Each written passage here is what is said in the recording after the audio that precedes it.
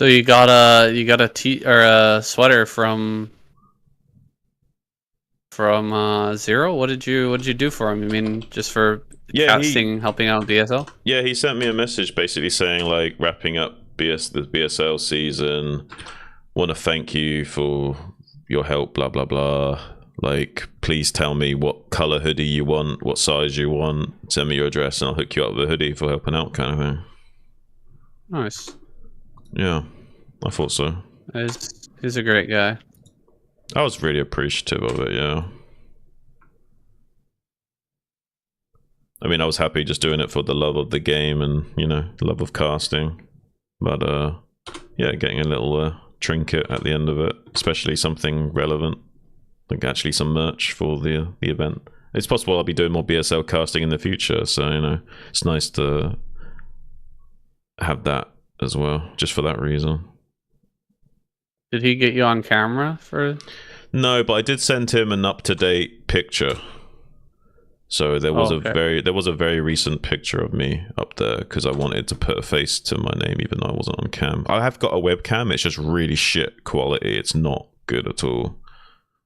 If I am gonna do streaming or casting with a webcam, I'd have to get a new one. It's really bad.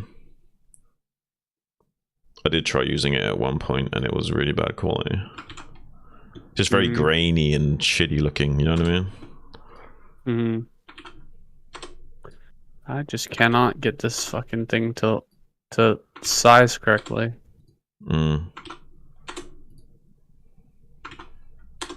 The hell is this?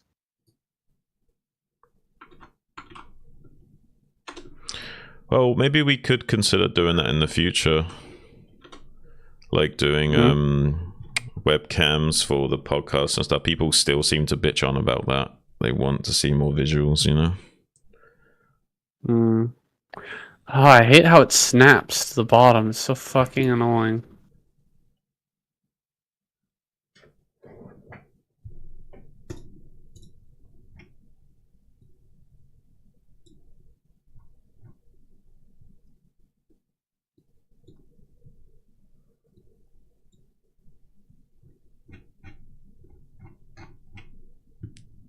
I hate this YouTube.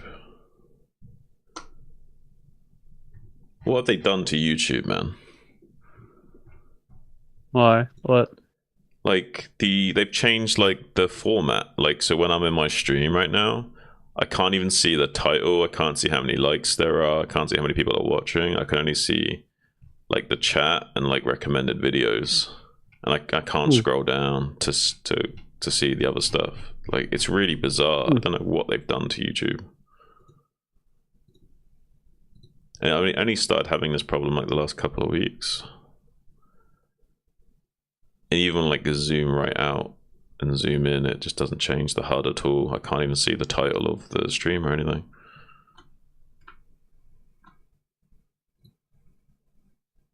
I really don't get it.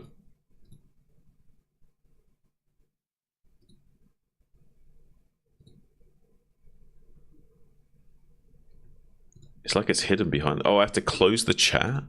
So I have to close the so I can see it, but I have to close the chat. I kind of get it now. It's still a little bit weird. I still don't quite like it. Yeah. Anyway, it's working now.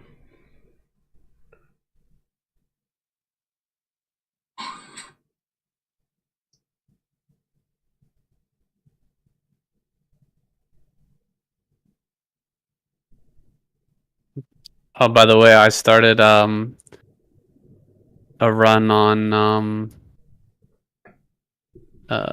what's it called?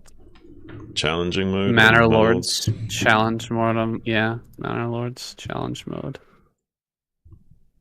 Are you starting in a different season or not? I just hit challenge and went. Yeah. There's like a way you can make it super hard for yourself if you like say start in winter, for example. I don't know how you would get out of that because you can't. If you play on challenge mode, you can't build burgage plots right away. Otherwise, you just fucking lose instantly. I'd have to test it out. I might do that. I might now that I've learned the game more, I might like create like the most harshest possible scenario. Like starting in winter, you don't get any starting weapons, penalties, raiders like raiding you really early on, aggressive AI. I would say just play the regular scenario against the Baron, and just turn on challenge and see if you can get past the first gear. But I think it's fucking hard. But even on challenge, but you can still set it to have an off-map AI Baron, even if you don't play that scenario. I think. Oh. You can just enable it manually. Yeah, I think so. Well, it's fucking hard enough, man. Like I think it's year 6. You start paying. You have to start paying taxes, royal taxes. Yeah.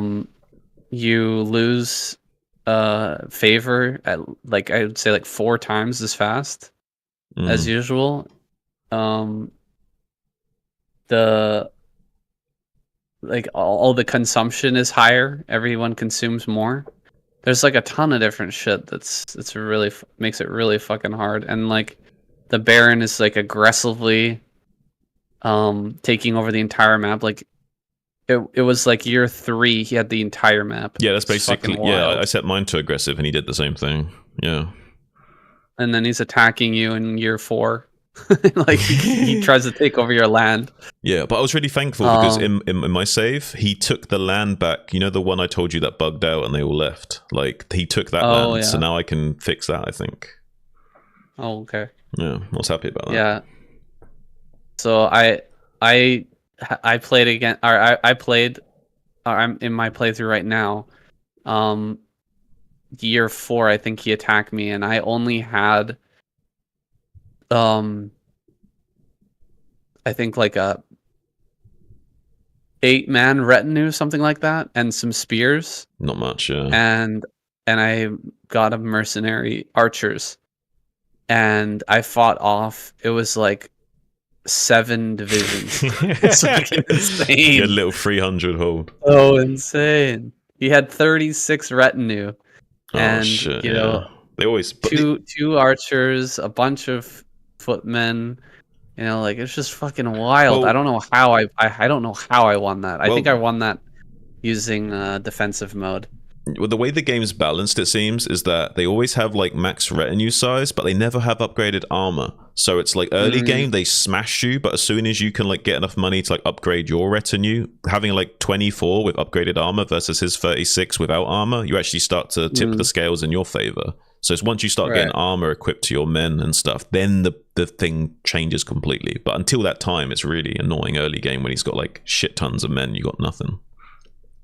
Yeah, I thought I was completely fucked. I looked at the army, I was like, oh, we're dead. Oh, they did buff archers a lot though. So archers are a lot stronger than they used to be back in the day, apparently.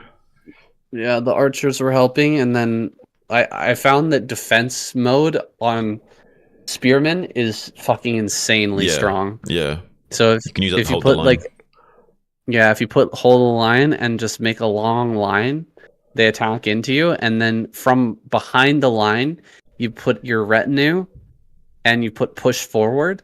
You can just like, you can come from behind your own spearmen, and they just start attacking. You just rip through the enemy. It's crazy. Movie type shit, you know what I mean? It's like Lord of the Rings battle scenes or something. Yeah, it crushes. It crushes. That's how I made it. And then you can also have the archers on the flanks, like just smashing the flanks with peppers of arrows while you're holding the line with the spears as well. Yeah. Yeah. Yeah. I'm maybe gonna win this against the Baron this time. Like I've taken 3 regions. Nice. But the royal tax, year 6, it's like 500. It's so wild. I think it's relative to how much wealth you got. It keeps increasing. So like right now, I'm paying like thousands and thousands of royal tax, but only because I have like tens of thousands money in my treasury. So I think it's roughly 10% of your net wealth, so to speak, roughly. So it keeps increasing to kind of maintain that roughly 10%. I think. I'm not sure. I don't think so, because like at least not on the challenge mode, because I had less than that. Less than 500. It was only year 6. Okay. Like, and you're struggling in challenge mode. It's so tough. So I had like maybe 300 gold, 200 gold, something like that. Yeah. And it was suddenly like 500. And then I barely managed to pay it. I had like 300 gold left, and then it increases. It's like 550 the next year. Like, holy shit. And it keeps going up, and it's like, oh my god, it's just, yeah, it's scary how much it is. Yeah. I'm trying to pump out a retinue and keep all the pieces You got to get together. a crazy trade thing going right off the bat. You know what I mean? Like, you got to like leapfrog your economy really early on. Yeah. It's just difficult to do sometimes. Well, it's difficult to do when everyone has got a problem with, even not having firewood for a second. You know what I mean? Yeah, man. The needy villagers. It's like The Sims, but in a realistic format in the medieval times. Yeah. Anyway. Your favorite is performance. Anyway, yeah. Yeah, let's get into this. Because Hero's playing first against Snow. This is going to be insane. Be fun. I'll put on push talk.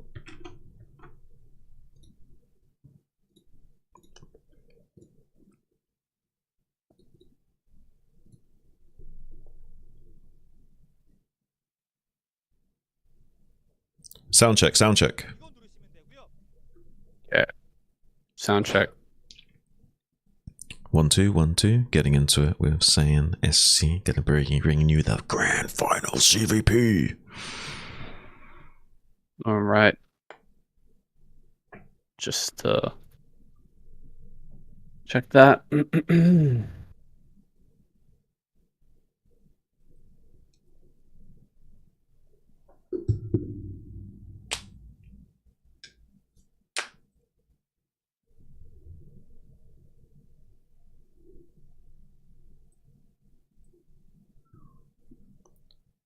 Are you ready? Very good.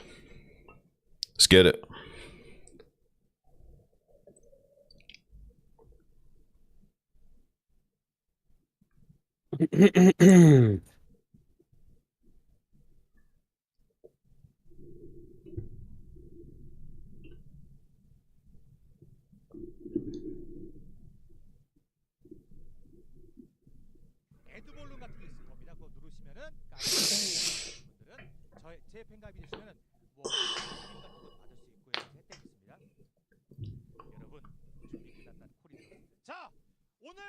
쉽지 않은 경기의 첫 번째 일정 장윤철 조일장 아포칼립스에서 1경기부터 차례차례 맛보시죠. Here we go, everybody. It's time for the finals this season. Season 2 of 2024 of KCM. It is going to be a fantastic series here. I'm with my boy Shun. We're starting off on Apocalypse. We've got Snow versus Hero. Let's get it started. Oh boy. It's been a long time coming. Here we are. Ooh-wee. Ready for this, Shun? I'm looking forward to this, and I was born ready for this. I'm looking forward. Attune yourselves now, gentlemen, to the rich tapestry that's going to be woven by these master weavers. It's been a great season. Really a fantastic. Couldn't have asked for a better season here. Things got really close towards the end. Terran almost making the comeback, but here we are with the ZvP finals. How did this happen? Yeah, kind of a little bit of a course correction here. Right at the end, it was looking like Terran were looking a lot stronger than Zerg, and, Zerg weren't really showing up, so to speak. But, yeah, right at the last minute, Zerg kind of flipping the table on Terran and sneaking that final spot. And I'm all about it, as a Zerg player and a fan of some of these players. Looking forward to seeing a great ZvP finals here, so. Yeah, it just shows you that anything can happen, and we already know that Zerg is really powerful right now. They've been crushing in the other tournaments, so we knew that they could show up big. It just seemed like they weren't putting everything in. They weren't putting their best lineups out. They weren't putting their all into the KCM, but here is a fantastic lineup. Absolutely insane. They've brought their A game here, and of course Protoss brought their S tier squad here as well. Well, Absolutely. I'm looking forward to this. And sometimes I would be a little bit more questionable about Queen going out there. But yeah, he might show a very strong performance here. I'm looking forward to see how he performs. I'm really excited to see Hero going out in game number 1. I'm a big fan of Hero. Already trying to make sure there's no cannon rush shenanigans going to be going down here. And it is going to be a gateway first. This is just a little bit of a fake here to potentially force off a drone pull or some. He's like completely faking a cannon rush here. Yeah, he is just totally faking, and looks like he's going to force Hero to pull a few drones, so it's going to be worth it here. He's already spent 200 minerals, and he is going to cancel these no matter what. The drone comes over, he will immediately cancel, pull the probe back, and the drones will have to head back to mining. But not the biggest deal here. It's just funny to see this gambit paying off for Snow, and he's already taking a little bit of a lead now, though I'm not sure exactly how the math pans out on this. I'm sure it's like, 100, 200, or 175 minerals in the bank here for Snow. Is that the kind of lead we're looking at right now? I'm not sure of the exact financial arrangement of these two players. I'll have to remain vigilant, but yeah, I think that's a bit of an edge. Getting the Zerg to pull off a few drones that early on, it's a lot of lost mining time. I mean, he's definitely missing out on roughly, like I would say somewhere in the region of like 150 to 200 minerals there, potentially as a deficit. Also going to be forcing out a lot of lings at this junction of the game because it's gateway first as well. So even less drones being hatched right now, despite this hatchery going down in the bottom right pocket. So yeah, not the most economic of openings here for Hero relative to what Snow's done. So this is a small Snow edge, I would say. That's an interesting hatchery placement down there at the bottom right. I wonder what Hero's thinking placing the hatch down there, because it seems like the hatch just outside the natural would be a much more defendable, easy location here for the Zerg, and much better for transferring workers as well. But taking that base, I mean, we'll see if Snow can punish, or if not, I guess Hero gets a pretty easy 4th base, right? Yeah, potentially. I mean, one thing that Hero's going to be worried about is making sure he's got this Zealot count managed. Yeah, he's dealing a little damage to the shields here. Not losing any lings, so just trading a little bit of health, which regenerates, of course, for the shield regeneration. And making sure that he knows how many lings are here, or how many zealots are here. And now with the Overlord, he sees everything here at the front. He sees that Snow is being fairly greedy with the cannon timing. He's not thrown that down just yet, but staying in the wall back at home. And if you don't see a cannon here, you know that the Zealots aren't just going to walk out and head across the map, because counterattack is totally possible. This is a very quick +1 timing from Snow, so it seems like he wants to hit maybe even a pre-speed timing around 6 minutes 30, 6 minutes 40 here. He's going to go straight into Corsairs to confirm exactly what Hero's doing and put a little bit of Zealot pressure like you would usually, but this +1 timing is around like closer to 4 minutes rather than 5 minutes, so relative to the usual timings, it's much earlier. We don't see any additional gateways getting thrown down yet. Usually when you go with such an early +1, you want to get a second gateway so that you can hit that critical mass of zealots, like 5 to 7 zealots to push out with as early as possible. But he's gone for the Citadel and the Starport here, so he's not doing like a huge commitment into pure zealot. He does have the follow-up. He does have the information gathering tool here in the Corsair to come across the map and check out what's going on here for Hero. Hero playing a very standard game right now, adding on additional hatches. Has his Spire about to finish up here. Will have Scourge out in time, I believe. And Snow just going to have to come over, take a look, see what he can get, and get the heck out of here again. Yeah, I mean, he's going to identify this Spire timing, which he's already suspicious of. He's fairly certain that he was going to be dealing with a Spire, so he will be continuing this Corsair production as well. And like you say, because he's just having one gateway worth of investment in Zealots here, it's allowed him to be quite broad with his tech investment. So he's going to have very fast tech online as well, so probably quite an early Templar timing as well, if he needed Archon to deal with Mutas, for example. So yeah, I don't think anything's going to happen to Snow, and a lot of pressure is going to be applied to Hero right now. Sunken only just now starting to be made, and already the 5 Zealots going to be forcing out more Lings, and right now Hero wants to make drones and Scourge and Mutalisks maybe, and not necessarily floods of Lings. So with the +1 also kicking in momentarily, he'll be able to trade well against these Lings despite not having speed. Well, he is going to get the big surround here. Hero taking a great engagement, going to make these Lings pay off. You never want to make this many Lings at this point in the game. But there's the +1, just finished up. Now Snow can take this engagement. It's still probably not going to be a winning one, but at least he can trade out pretty reasonably against these Lings. He really does need to get the surround here and finish this off. Not allowing these to get back home is a necessity right now. He gets a pretty good trade. Oh, man, the micro here from Snow is insane. These Zealots are so low. Dude, that was about as good as it could possibly have gone there for Snow. Yeah, I kind of had Snow read like a book there. I thought he would go for something like this. He didn't care about having such a late speed. He just wanted the +1 to kick in right at the optimal moment where he had no speed, but had enough to start two-shotting those Lings and getting value out of just that one gateway worth of Zealots. So now Snow's like kind of in a bit of a good situation because he forced a lot of lava into those Lings. So now that's way less economy to worry about for the Zerg player. Not as many drones to worry about, and not kind of crazy amounts of Mutas or Hydras at this stage either. Just a flood of Scourge to kind of zone out these Corsairs from killing Overlords and what have you. So far so good for Snow, but needs to be careful not to lose any of these Corsairs. Ooh, we're seeing some of that Snow micro here. Yeah. We've seen it in some of the casts before, but this is a really hard trick to pull off. Yeah, involves it has to do with patrol. Yeah, patrol and manual move commands to keep them not de-accelerating and maintaining their motion. So yeah, using patrol and manual move commands to snap the Corsairs around like they're on like a dime, so they actually turn on a dime rather than like having to like slow down and turn slowly with manual commands.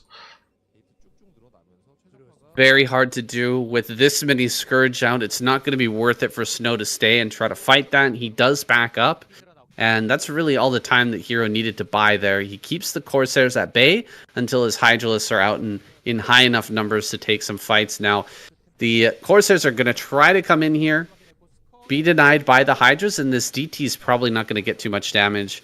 I'm liking the defense here from Hero so far, but there's still a lot of play right now for Snow. He's going to try and sneak around, look for some kills. There, he gets 2 Overlords.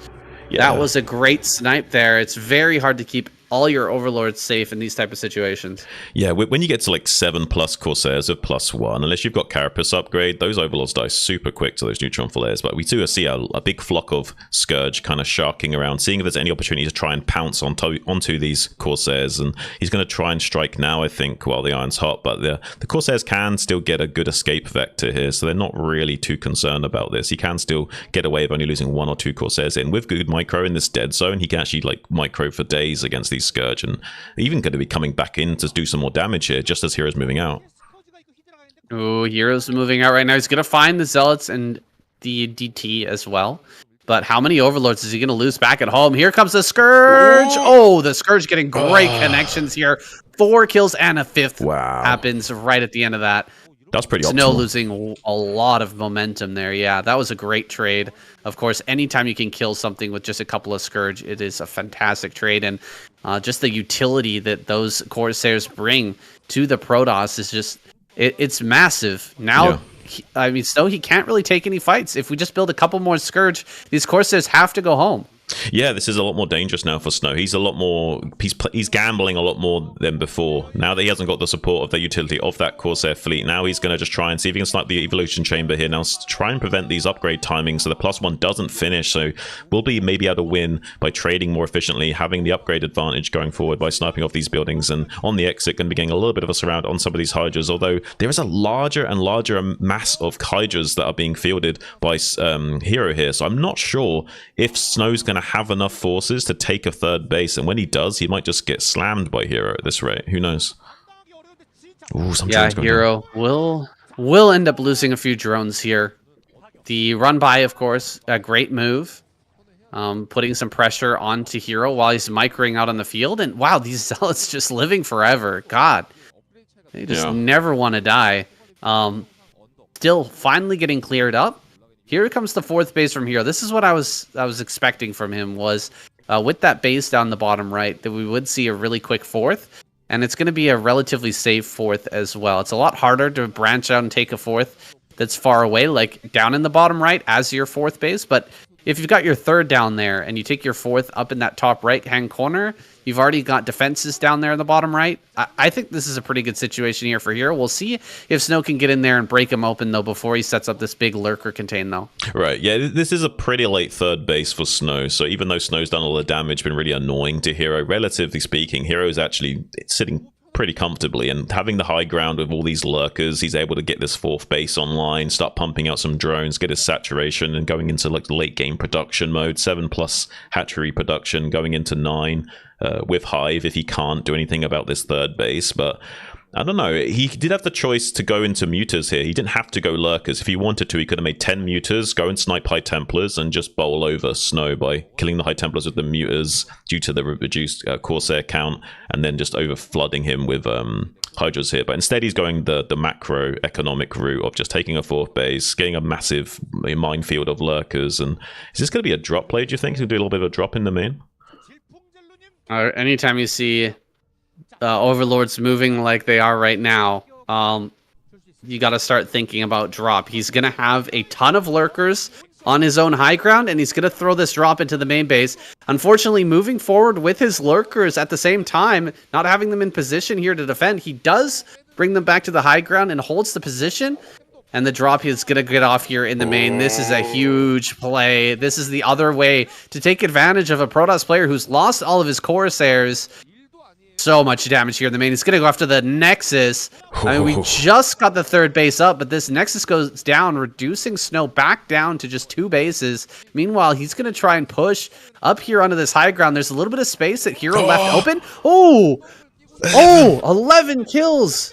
Then there's 2 lurkers there. Huge drop. This is exactly what you want to do as Zerg. Yeah, he's splitting your lurker drop, so as they transfer the probes to the natural location, there's 2 lurkers popping out there to get all the kills, even if you don't get the initial kills at the first drop. And beautiful play from Hero thus far, like really doing a good job of storm dodging and splitting his attention in his both offense and defense, like dropping and killing all those workers while also defending on this plateau as well. So really impressed by Hero's play so far. He's playing absolutely out of his mind right now, saying currently ahead in supply after killing that much of an army and that many economy of Snow back at home as well. So everything is going so well for Hero. Masterwork of a game here from Hero. The way that he was dodging the storms there at the end of the fight as well. You know, he didn't allow big storms to kind of ruin his advantage here. He just carefully, considerately dodging all of the storms, making sure that he took the best trades possible here, and another wave of lurkers is going to come out. He's doing exactly what you should here, staying on that layer tech while just continuing to set up more and more drops. He's even killing off Corsairs here in the main base, and he could go for another drop. He's flying in with the Overlord right now, just seeing the main base with nothing there, and Snow is forced to GG out. Wow. Wow. Beautifully done here by Hero. I'm so impressed by Hero. That's like absolutely beautiful, stellar ZvP. Like one for the book, I think so. Yeah, absolutely. I mean, it felt like he really had a game plan in mind coming into this one, right? He didn't make that meterless transition like you said. He took the base that was kind of unorthodox in order to get his 4th up in a very nice, safe position. He baits the Protoss army into going down to try and poke at that bottom right-hand corner, and then the big drop comes into the main with a huge lurker wall there on the top of the ramp. Just beautifully done, really considered, well thought out decision-making here from Hero. I wonder if we're going to see more, really well thought out plays from the Zerg players this lineup. Like, I mean, it feels like Hero really considered that carefully. How to beat Snow here. Yeah, I think so as well. I'm looking forward to seeing if they've got more plans up their sleeves that are going to really start to deflate the Protoss lineup here. With Snow going down first, guys, who is Protoss going to send out next? It's a big task here, filling the shoes of Snow. Who can take down Hero? We're about to find out.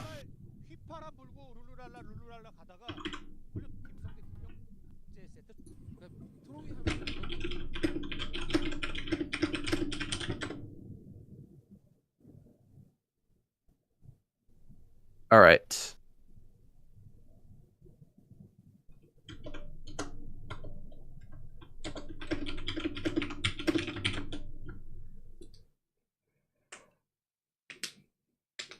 I feel like Snow is the ringer, man. How's he's out already? Holy shit.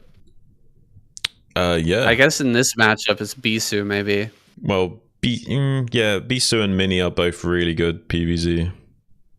But Best is more PvT specialist, but also has decent PvZ recently. But yeah, Mini and Bisu both really good in this matchup as long as Mini doesn't choke. All right. Ready? Yeah. 지금 바로 근데 최정의 멤버인데 그 최정의 최정예였던 장윤철 선수가 1합에 실신 KO 됐습니다. With Snow going down first, it's going to be Mini sent out here to take on Hero. Of course, our map here, Troy. I think this is the right choice, actually, for the Protoss squad. Sending out Mini on Troy, it feels like he's the most likely to be able to abuse a Zerg player on this map. I think so. Mini is very good PvZ and very good at the gimmicky styles and very strange timings you can go for with Protoss. So definitely his wheelhouse, and going to be able to confront and recalibrate the Protoss squad to dealing with the initial really impressive opening from Zerg here. And Hero's going to be feeling like an absolute god after that game. So he's going to be feeling strong and going into this with his A game too, probably. Yeah, when your game plan just works that well, you've got something in mind and you just pull it out perfectly like that, the confidence has got to be flowing at this point. Hero sending out his first Overlord southward, not going to find Mini in that direction. Second Overlord is going to be out here, but Mini getting that first scout, he's going to be able to heavily harass Hero here, trying to take his natural, and might even be able to force him to wait until a group of Lynx can come out here and stop him. Meanwhile, back at home, Nexus first. This is a pool first, though. No, this is just normal forge timing. You basically make the forge around 13 supply, so you let your minerals bank up a bit, so it looks like you're taking a Nexus first, but you actually don't. You're just throwing down your forge delayed. So he does get that forge down. The positioning on the mini-map there, it kind of looked like he was going to take a Nexus, but there it is, the forge. Nexus is now going to come down, and we're going to get a cannon, I guess, in time here. I'm not sure about the relative rush distances on this map. Well, as long as he starts the cannon by the time the Lings are leaving the eggs, it'll finish in time. So there we see the cannon's going down right before the Lings hatch. Yeah. Before the Lynx hatch is definitely going to be up in time. Some of these maps, the rush distance a little bit faster. Right. This is Troy, so I don't know if there's a difference between like vertical or horizontal spawns in terms of the natural to natural distance. Horizontal's a little quicker, but not by a lot. Well, not going to be a factor here. Hero actually gets his third base down, even with the probe there, kind of ready to harass and block that. And Hero takes the third over at that secondary main base, and this is kind of the play that I would expect from Hero. Yeah, this does set you up to do like a sort of lava turtle style. Securing this high ground expansion does give you a free fourth base, a free fourth gas, which is really crazy strong. So we might see a more turtle style out of Hero potentially, but he might have a game plan before that, like similar to what we saw in the last game, where he might have a game plan in mind that if that falls through, he's gonna like fall back on playing a more turtle style and take this fourth base. Well, I'm really looking forward to see how Mini deals with this turtle style. Really strong way to play against it is to go for Reaver Corsair, because you can get such early and numerous island bases around the map. You can drop right outside your main. There's a free base, basically. Down in the bottom left, outside of that main, there's another free base there. You could just start dropping probes everywhere and setting up cannons and Nexus that Zerg player can't really deal with for quite a long time. They're going to be sitting back, really turtling up, adding on gates and adding on sunken colonies, and getting ready for the push that may not come. Whereas Mini can just go for drops. Let's see. I'm really interested to see if he starts this +1. If he starts the +1 at There the he front, does. we'll know that it's not Reaver. He did? He started Yeah. it? Oh no, he didn't. No. He didn't. What did he No, he did didn't. +1 weapons on his Corsairs instead. He's not Okay. taking it yet. So we'll see if he takes this +1 here at the front on the Forge. Because if he doesn't take it, okay, there's a Oh. second Stargate. This is looking more and more like Reaver. But we'll have to wait and see. Again, this +1 is going to be the indicator here. If he doesn't take that, we may end up seeing a Robo thrown down. There's quite a lot of gas here sitting. Oh, this drone just not moving. There we go. Does get it back to work here. And where is that robotics? Still no Forge. I'm getting excited here, Shun. This is going to be a fun game. Yeah, this is going to be a really interesting game. I actually thought he took one of his weapons upgrades, and he didn't. He threw down the second Stargate in the natural. So yeah, like completely negating his early upgrades and going to be potentially going into Sarah Reaver here. And if he does, I'm going to be really excited to see how that pans out for him. Ooh, he's going to see it. Oh, he sees the double Stargate. Yeah, a little bit unfortunate. That's a bit rough here for Mini. We'll probably see, a Spore thrown down. We might see an instant armor upgrade on the Spire. Zealots are trying to sneak out here. They almost do a good enough job, but that one Zealot betraying the position here, not going to be able to sneak out past those Lings. And looks like, Hero's completely ready for this. He should be able to get this around on that. I think he's got enough to deal with it. He's going to wait for a few more Lings, I guess, before hopping on top of that attack. Yeah, it's going to be hunting down a few of these Overlords, momentarily supply blocking heroes. That's a little bit annoying not to be able to produce units here. I think he did queue up as many units as possible just before that died. He has got some Scourge out on the map now to hopefully shark and kill one or two of those Corsairs, but Mini's going to be very wise and just make a big fleet. He's even got the probe stuck behind the minerals of 2 pylons so that he can start stacking these Corsairs properly and going to a very high number of them early on so he can start one-shotting these Scourge. That is so many Corsairs. This is going to be really, really deadly if we don't see any Spore here. Yeah, there's no Spore, and this Scourge are actually on the other side of the map. This is really, really bad for Hero right now. Oh, no. He's going to lose so many Overlords. There's another one going to go down. Oh, man, this is so painful. Every Zerg player has been in this same situation. There goes one. Corsair does get picked off. Another one might go down here, too. A little bit of miss micro there from Mini. Yeah, he only had 5 there without the +1 weapons, so they couldn't actually one-shot the Scourge, and it's all the neutron flares connected simultaneously because the Zerg do regenerate 1 HP very quickly. So, yeah, look at this, though. No Sunkens online right now. Zealot's just going to get through. A little bit of a drill there from Hero to try and prevent that, but only delaying the inevitable. They're going to be getting on top of this Sunken colony before it finishes, and now the Zealots can plug up the gap as well. So, going to be killing this Sunken very quickly and then killing all these Lings as well. Right now, using the wall against the Zerg player, Hero's in a little bit of trouble right now, saying, and still more and more Overlords going down to these Corsairs. And I would say a lot of bit of trouble right now. This is very, very bad right now. Yeah. And the damage is going to continue to stack up. He wasn't able to build anything because of that Overlord, that supply block there. And now that he's finally able to build something, he's busy dealing with these Zealots, and more Overlords are going to keep going down. Even if he clears this, even if he handles all the Zealots that are out here right now and the Corsairs, gets his Overlords back online, he is so far behind in the overall drone count. It's insane. And the follow-up here is not actually going to be the Reaver play. He is going to go into a Gateway Explosion. Now there's the +1 spinning here at the front. He will eventually get into that just a bit later with a very early pressure with a huge number of Corsair.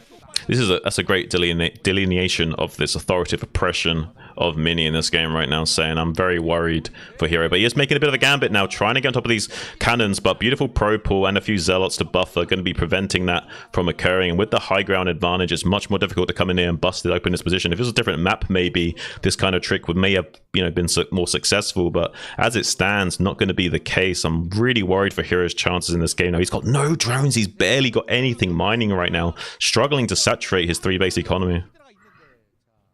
Yeah, he can't build anything right now. He was hoping for the bust to end up working there. Kind of the last hope here of Hero. And there are some Overlords on the other side of the map, which Mini hasn't quite picked up on just yet. That's so many Corsairs. Oh my god. A crazy amount. of investment into those Corsairs, but it's really paid off this game. It's done so well here for Mini, and it's almost an unlosable situation at this point with nearly double the supply. Yeah. Mini is in such a fantastic spot as these DTs hit the field. All he needs to do is just dive. He could just dive 100%, throw the Corsairs in, you know, maybe lose 1 or 2 Corsairs, but he will take this position, kill all the Overlords, and get in here if he wants to with the DTs.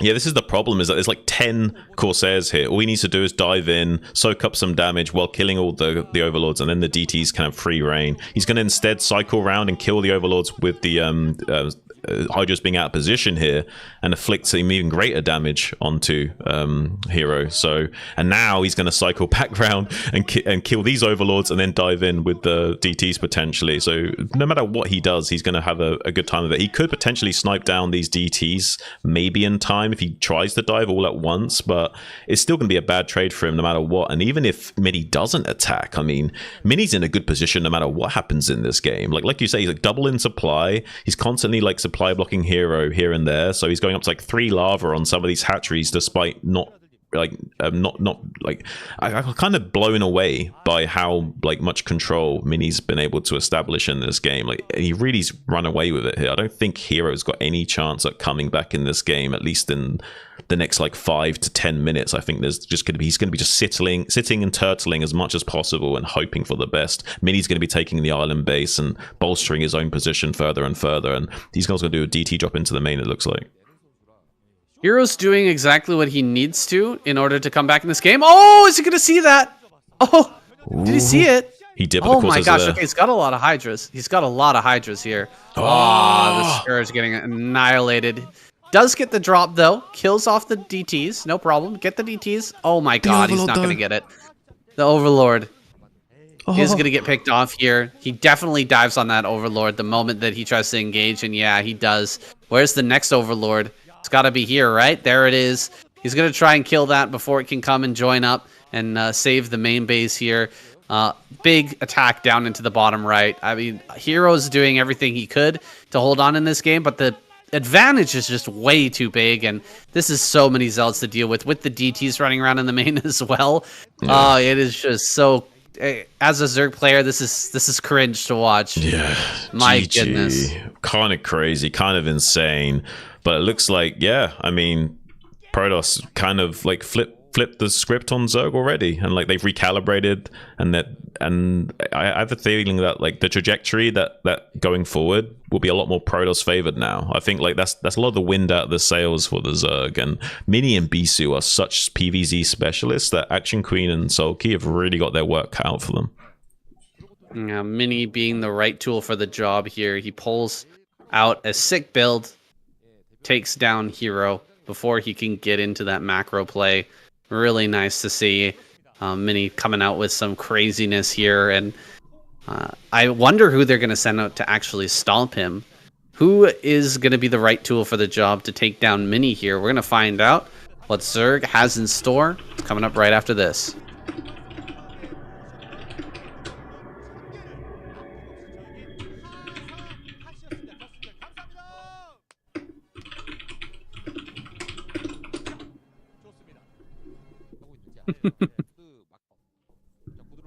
Hey, Sam. Most curious about the poppers. Yeah. I'm doing a word challenge, by the way. I got given 30 random, like, some of them are quite, like, difficult words, so to speak. And I'm, like, seeing if I can find ways of working in these different words into the cast. Okay. One of my viewers gave me a 30-word word challenge to see how many of those words I can work in. I've got, like, 10 to 15 already.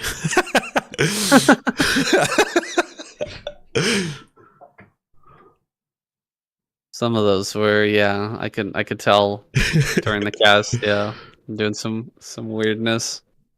I thought delineation was a great word. I don't even know what that means. It's like being able to describe something precisely, which is what I was referring that you did after you described the situation precisely. I said that was a good delineation. All right, let's keep going.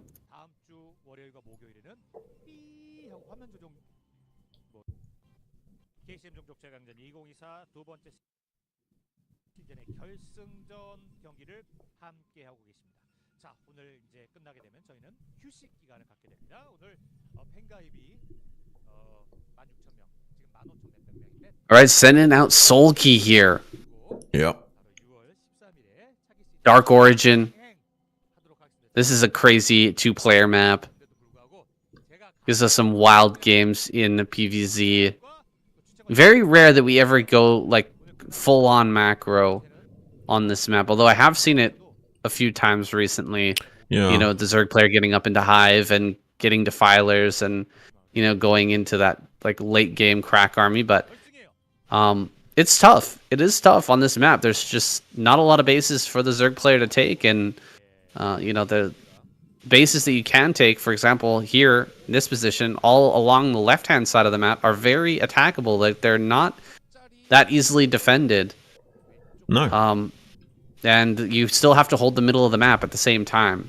You can't really give up the middle. It's going to be a 9 pull from Sulky. Interesting choice. He could do a lot of pressure early on and try and maybe even bust this gateway first here from Mini. Yeah, we do see the cancel on the gas, just getting up that 10th drone and canceling the extractor to get that drone back. And we'll probably see some serious... Oh, two gate! Wow. Oh, wow. Okay. Well, this is great for Sulky then, right? He's going to have a bunch of lings.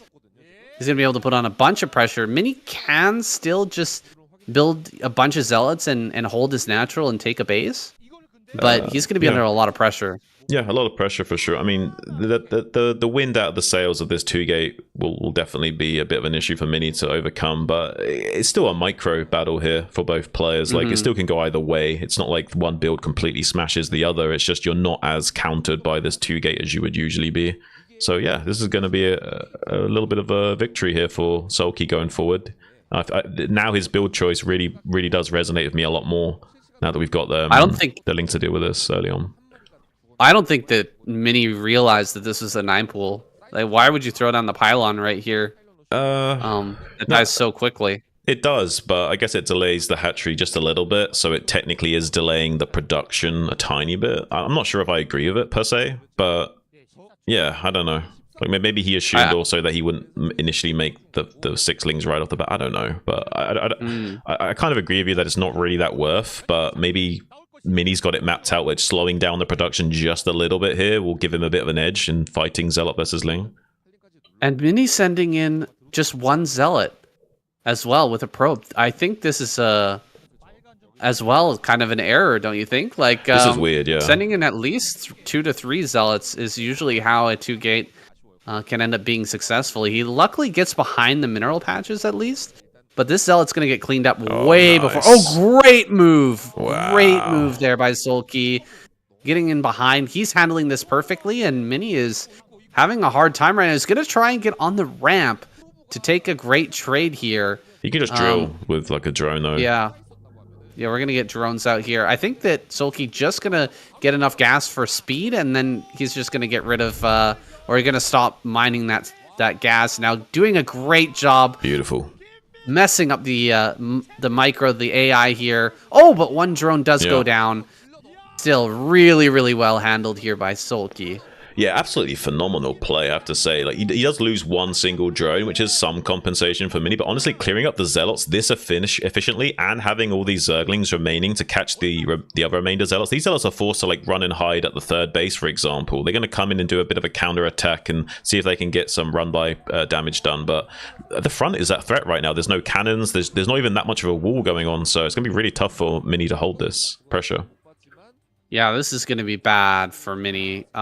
He's hiding these Zealots over here. They're going to get spotted by a drone. And it's just pure Ling production behind this. He pulled off a gas. He went for speed. Throwing away a couple of Lings right now. But he's got Lings back at home still. He's going to try and take this 3rd now. And he should absolutely clean this up. And afterwards, he can just run across the map and start to deal some real damage here if Mini's not in perfect position to hold it off. If he's not, you know, ready for this counterattack, he's going to be in a lot of trouble. Here we go. Counterattack coming in. just pure Ling production from Solkey here, and he's going to go after the pylon. If he gets that pylon, we're basically dead. So Mini just going to head back home with all of his zealots, but just more and more Lings coming out here. Non-stop Ling production right now from Solkey. He is going for it right now. Yeah, Mini's starting another pylon in desperation as well. He knows that there's a risk of this pylon going down. He's trying to buy as much time as possible, slowing down the incoming Lings and just barely getting these 2 zealots out before that pylon comes down. So we'll have the maximum threshold of zealots needed to fight this, but honestly, like, this is still not going to be enough. Like, Solkey can maneuver around this and still get behind these zealots potentially. He has got the Zerglings in the main coming down to help and get a full surround on these 4 zealots. Another 2 zealots are about to pop out, but not quite in time, and just as they do come out of these gateways, Solkey's going to be on top of them already. So far so good for Solkey. Going to be start targeting down these pylons as well to cut off that production from Mini, and already this is looking like a big threat that Mini's not going to be able to overcome. Yeah, just constant production is all we need right now. 2 bases enough here for Solkey to take down Mini. Underestimating this build here. I feel like he just didn't understand what was coming. From the pylon getting thrown down to block the hatchery to the first zealot just kind of running in. It felt like a mishandle here from Mini being a little overconfident with the 2-gate play, and now it's just pure Ling from Solkey. He's not going to stop here. You're just going to eventually get overwhelmed. It's pretty good defense out of Mini, and he even builds a shield battery. Ooh. So there is a tiny bit of hope with that shield battery. But we've got, I mean, just so many Lings coming across right now, and he's now got, like, what is this, 10 Lings in the main? There comes 2 more. Yeah. He's going to have to split between defending in the natural and defending in the main, and eventually Solkey's going to find an opening and tear him apart. The main issue is the zealot now getting caught. He's trying to, like, transfer his defenses into the main base with these zealots, and now he can pick off 1 or 2 of those zealots, and he can really start to delay the mining of Mini here and pull him which way. Mini's going to try and put a cannon in his main mineral line to kind of stabilize, but how is he going to defend the gateways in the natural as well? It's like a really weird situation. He's getting a good surround on those Lings with those pros. Eventually the zealot does go down. Now it's much easier to target fire down these probes when there's no zealot to glitch out the AI, and going to be getting on top of this cannon as well that's going down the mineral line. Why those probes were distracted, and if he does get the he does get the cancel on that cannon as well, and also there's nothing in the natural to defend, so really hard for Mini to stabilize. He's making the best of it, but more and more Lings starting to flood, and now the Lings can come from the high ground into the natural expansion in a moment and pressure even more, so it's going to be really tough for Mini to stabilize. Trying to task switch between defending the main against those running around Zerglings. Does manage to clean those up in the main, but look at the natural expansion now. These zealots now all but dead. There's a little bit of energy left on this shield battery to try and keep them alive, but only 1 zealot now remaining for Mini. Yeah, targeting down the probes here is the right choice. He finally does get the surround on the final zealot, and GG is called. Solkey takes out Mini here. Very early game rush here. 9 pool paying off dividends. You can really tell that Mini here planned for Solkey's 12 hatchery play. He wanted to get that damage. He wanted to throw him off with that 2-gate, but was not ready for the 9 pool here.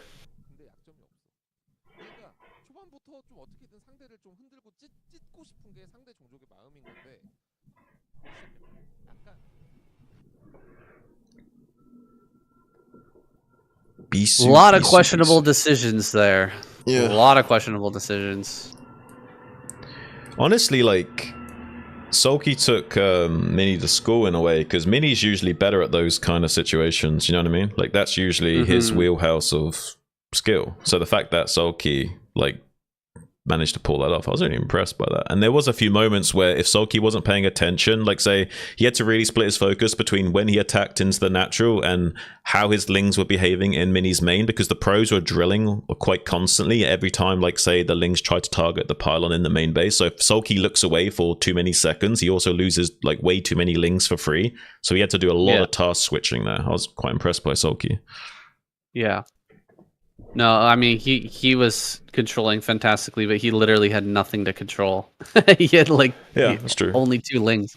You know, 2 groups of Lings. That's all he had to control. It's nothing for him, like 400 APM. So, I mean, it's very simple. It was a simple win after the early game. Like, you go 2-gate, and you send your first zealot in, it just dies. And then you hide 2 zealots, and you send them, and they both die. It's like, okay, well, you just don't have enough. You literally just don't have enough.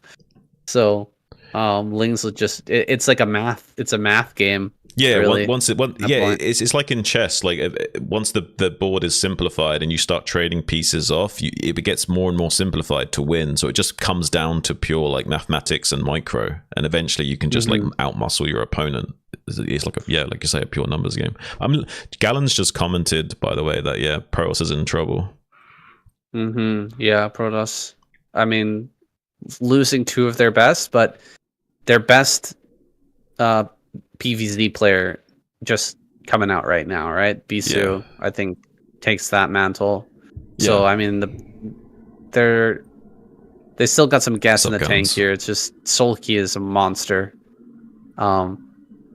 If they could take down Sulky, I think they could take Queen in action for sure. It'll probably be Sulky as the revival at the end. I imagine so. I imagine. Yeah, so Gallon says sup, son, and saying. Sup, Gallons. All right. Let's go. Shake it like a Polaroid picture.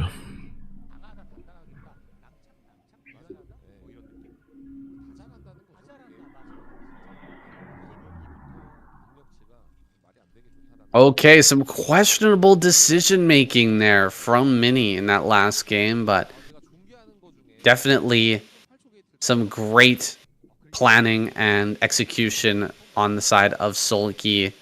He really knew what he needed to do from that position, and he handled it brilliantly. Here, going to start with another early pool. It's not a 9 pool, though. This time it's going to be an overpool here from Sulky, and he's going to go ahead and push this front here with the first drone. Meanwhile, Bisu being sent out next. The strongest, I think, Protoss versus Zerg player that we have here in this squad. Absolutely. Can he actually take down the champion right now? It would be... I think no matter what happens, we're probably going to see a very strong game from both players. I'm really excited to see exactly what transpires between these two. So far, Sulky's got a lot of momentum behind him. So, I mean, I'm feeling pretty confident about Sulky's chances. But Mini is an absolute PvZ god. He basically invented how we approach the matchup. It's been, adjusted over time and what have you, and revamped to be a little bit different. We see gateway first variants now rather than just always forge the first variants. So, but yeah, he basically designed how we approach this matchup, and it does seem to be pretty optimal. So yeah, this guy knows this matchup inside and out, and he's the OG. Definitely the OG here. Has been showing some fantastic progress as well in recent times. Like, we've got some OGs in the Starcraft scene that don't quite measure up to their old success. Bisu, not one of those guys. Like, he is still at the very, very tip top, especially in this matchup. He's going to be looked to here as the savior for Protoss right now, because they're in a bit of trouble in the current state of this finals. Zealots are going to be sent back home here. Bisu not going to take any chances, risking one Zealot out on the map. Some Protoss players will do that, just take one Zealot, throw it out on the map, try to hide it. But instead here, Bisu pooling them all together. He's going to move out with 3 now. Yeah. And try to put on enough pressure to force out a few extra Lings, and then try to turn around and go back home before those Lings actually connect with these Zealots. He's actually turned them around pretty early here, and I don't think he's forced anything out of Sulky. Wait, okay, more Lings do pop. Well, Sulky, so maybe he did force a little bit of reaction. Well, yeah, Sulky did have... He's going to make a couple of extra Lings anyway, just to be super safe. But if he really wanted to min-max, he could, call Bisu's bluff and, only make drones still. But that's still a little bit of risky. He also wants to deny this probe scout coming into the main base. So wants to have enough Lings blocking that ramp and being able to chase down the probe, so he can kind of disguise as much of his build as possible in this stage of the game, and trying to take advantage of his scouting early edge in the game by seeing exactly when the Zealots turn around and what have you. But eventually the BC will be able to scout him much more efficiently when this Corsair comes online in a minute or two. I really do feel like this was a nice bluff by Bisu that kind of caught Sulky here. He made 6 extra Lings just to block that probe and chased around. I don't think so. 6 Lings is a pretty serious investment. Yeah. This early on.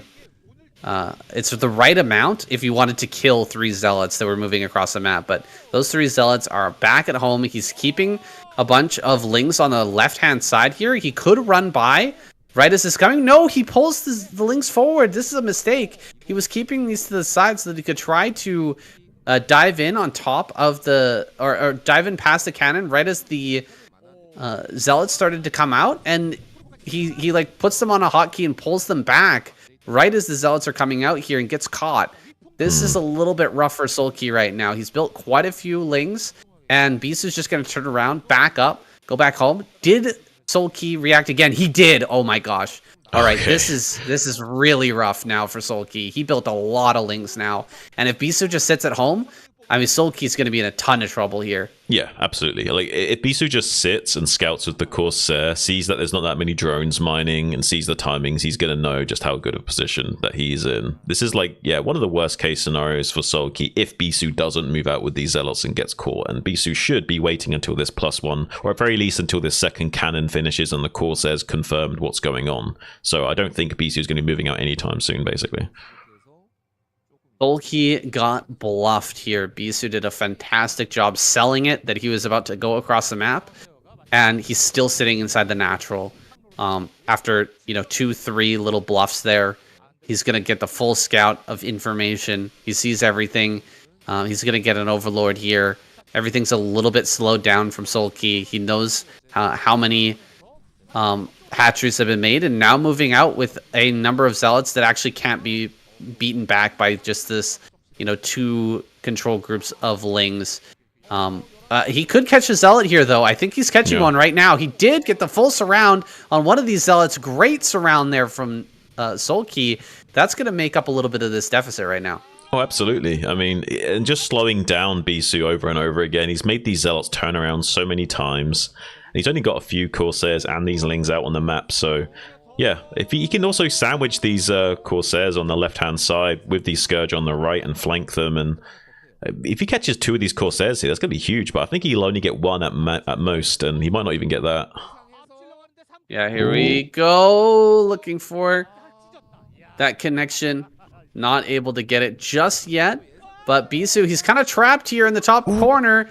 Can he maneuver out of this? Oh my gosh. The jukes. The happy feet is going to be able to get out of here potentially. Yeah, the happy feet trajectory shift is like on point here for Bisu. So far, so good. Just trying to get interception with these 2. Let's get 1 Scourge connected, but in range of the cannons now, and not going to be losing any Corsairs. Really beautifully navigated by Bisu. Meanwhile, moving out with the Corsairs. There is a sunken here and about a control group worth of speedlings, but potentially we'll be able to cycle round to the 3rd base and put on pressure there, or at the very least force out a few more units out of Sulky. But there is actually going to be a Mutalist transition coming online, so if he can still snipe just 1 or 2 of those Corsairs and disguise the fact that he has got these Mutalists coming up, maybe Sulky can still make something work here. But there's so many Corsairs already. There's a ton of Corsairs here, and I mean, more Scourge are going to pop out. I don't know if we have +1 armor here on the way. It wouldn't surprise me though. This is a pretty serious commitment. We've already got the 3rd gas online, so it's really looking like that may be in the cards here for Sulky. That might be what he has in mind. See that 3rd gas mining right now? That's a surefire sign that we're going to see a lot of tech, whether that's lurkers or mutas. Looks like it's going to be mutas here.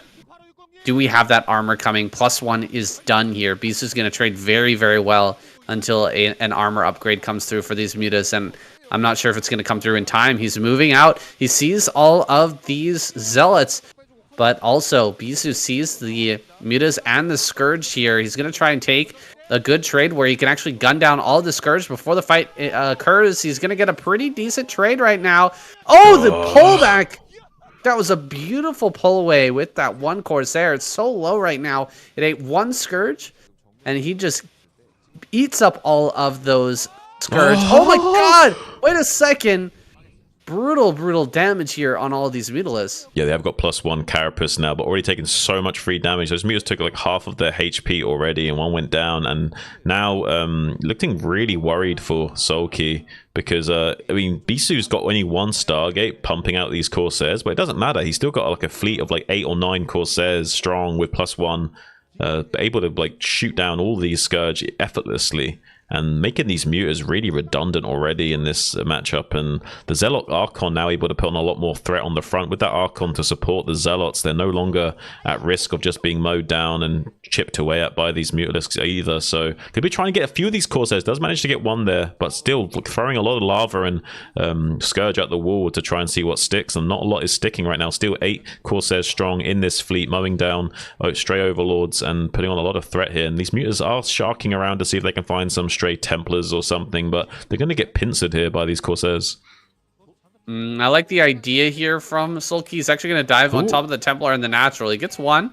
He gets 2. Okay. Not bad, actually. This is all right for trading out the mutas. They're not going to do anything in a potential fight here, but they do end up going down. And now it's time for Bisu to put on the pressure. Yeah. He's going to come across the map now very, very soon. He won't have any Templar with this fight, but it's going to be really scary and hard to keep your Overlords alive here if Bisu pressures the front or the third base. Yeah. If he just runs in here, he's already got armor. He's got a lot of Zealots here.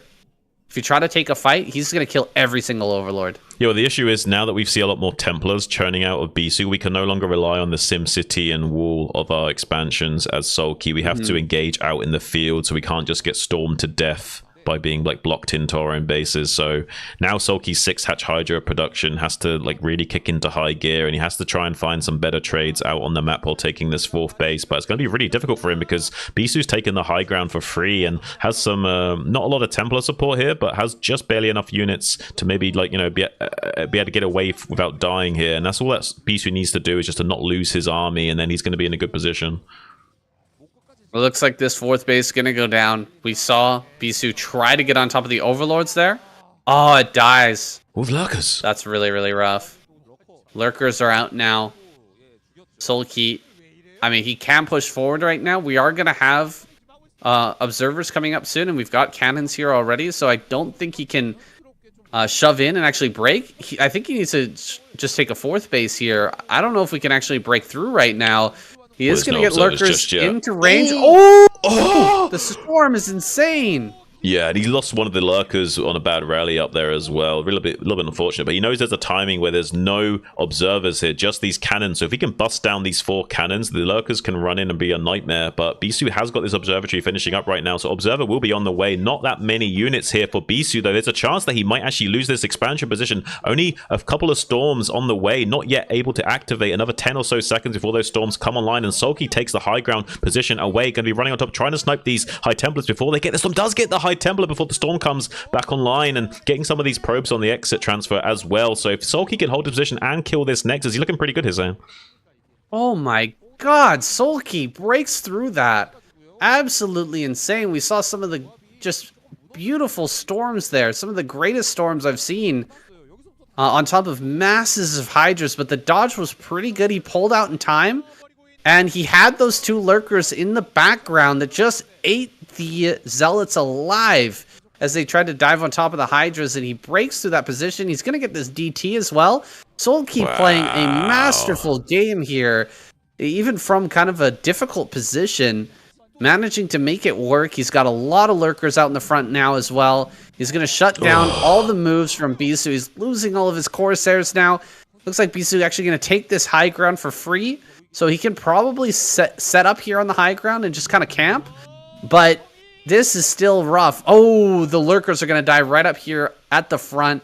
This is a great trade for Bisu, just picking those off immediately. Now it's just pure Hydra versus a lot of Zealots. Oh no, the Storm! He's not able to throw down the Storm. Well, he hasn't got much energy to work with as well. Like, even though he's got quite a few High Templars right now, they've only got like 1 Storm apiece, and some of them are just barely getting those Storms online. So really unoptimal timings there for Bisu to work with. And right now, so far so good for Sulky. He's killed this 3rd base. He's getting his 4th base online. If he can just trade any kind of cost efficiency here, he's going to be looking good. But he needs to be careful not to bunch up these Hydras too much and get stormed to death. He's going to try and attack from 3 positions at once. Lurkers and Hydras from the south, Hydras and to the north and west as well. See if he can pincer this army from 3 sides. So far, so good with the storms, though. There's not a lot of storms left in reserve, though. He needs to storm dodge a little bit better than this. He's lost too many of these clumps of Hydras to keep fighting here, even though there's not much storm left in reserve for BC. But he's still going to try and push the issue regardless. But I don't think he wants to be too ballsy here. I think he needs to just kind of maintain game state, get this 4th base online and transition, because BC's going to be mined out soon.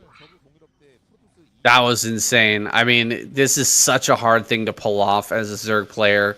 You're hitting from 3 different angles, and you just can't keep your screen over everything at the same time. It's so hard to storm dodge when you're in a position like this. It seems like a great idea to hit from so many angles and pull the Protoss player apart, but in practical terms, it's very, very tough to pull off, and a lot of the times you're just going to eat so much storm damage, it's going to not be worth it for you. Now going to come in with a bunch of Lurkers here, very stacked up. Do we have a storm for this?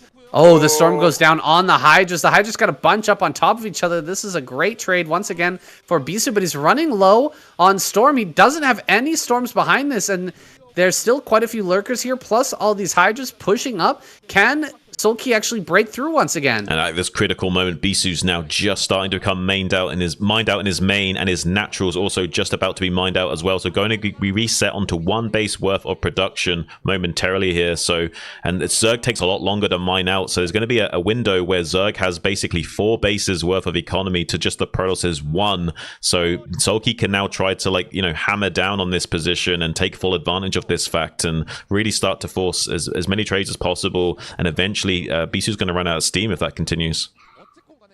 Bisu here moving forward, getting a little bit antsy from his position. He does get some good storms down and will make the Archon as well, but more Hydras coming up here, and there's just no storm behind this to kind of assist in this retreat here. The Archon that he made is going to go down for free right there, and I just don't see any Templar with this army. He needs Splash to be able to push out at all.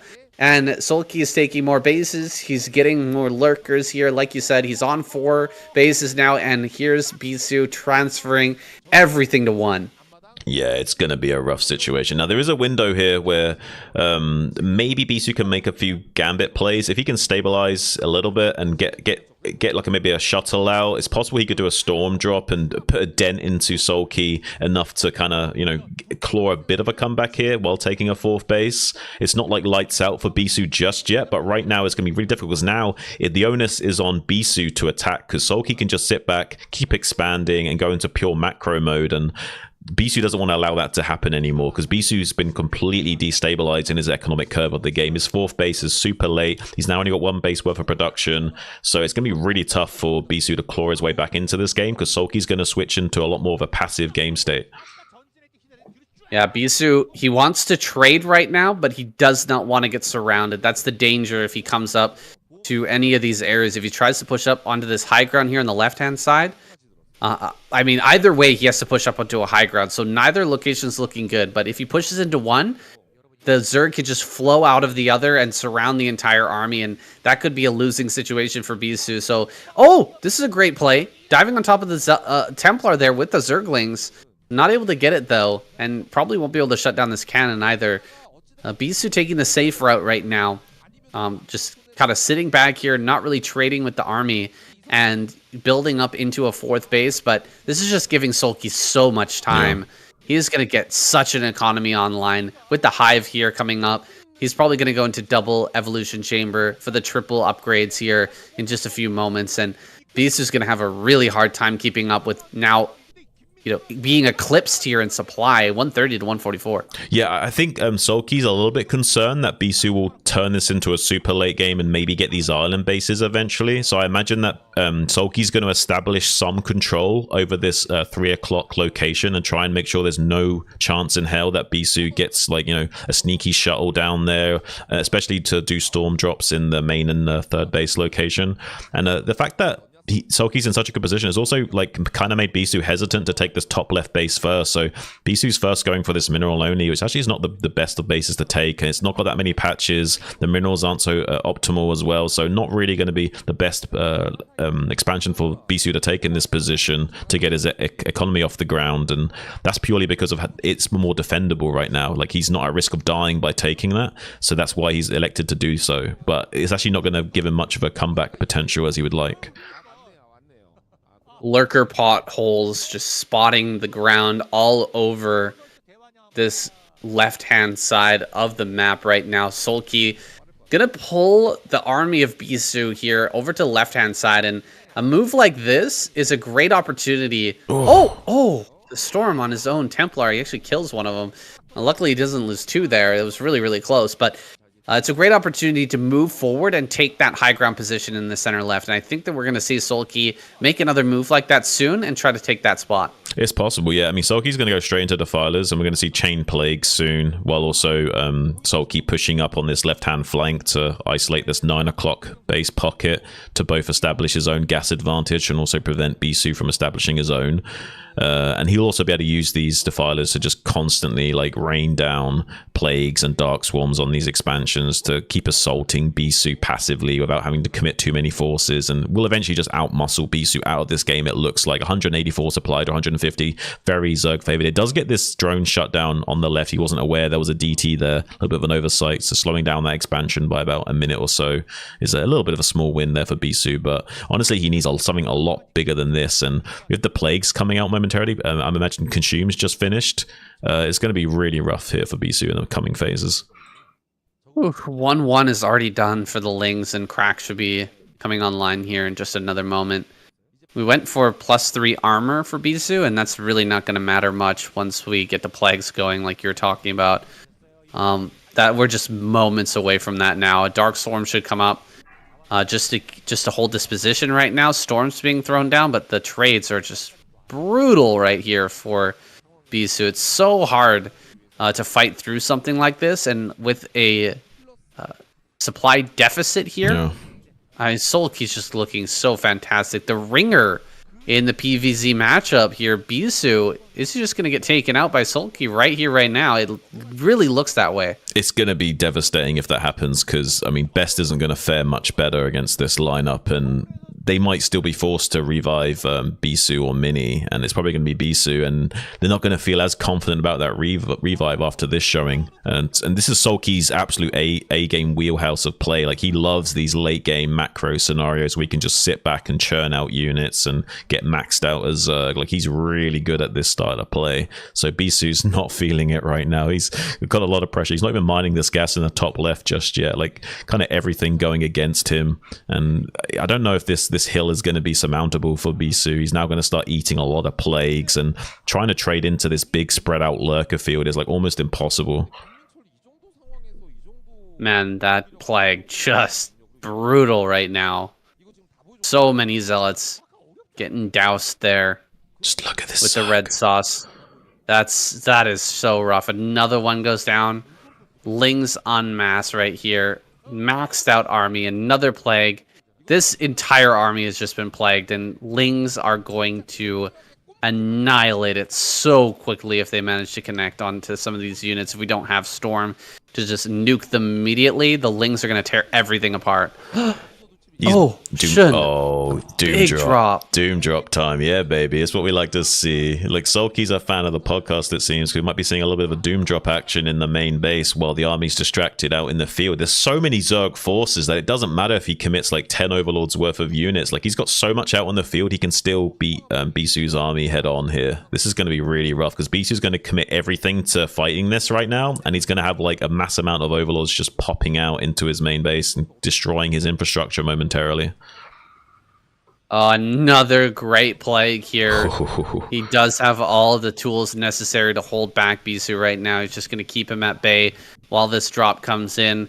Yeah, even if Bisu just commits everything to this attack here on the left-hand side, there's no way he breaks through. That's a lot of cannons. Wow, look at all the cannons here in the main. Yeah. I was not expecting that many from Bisu. That's actually going to help out a lot against this mass crackling drop. Ooh. Oh my... Oh!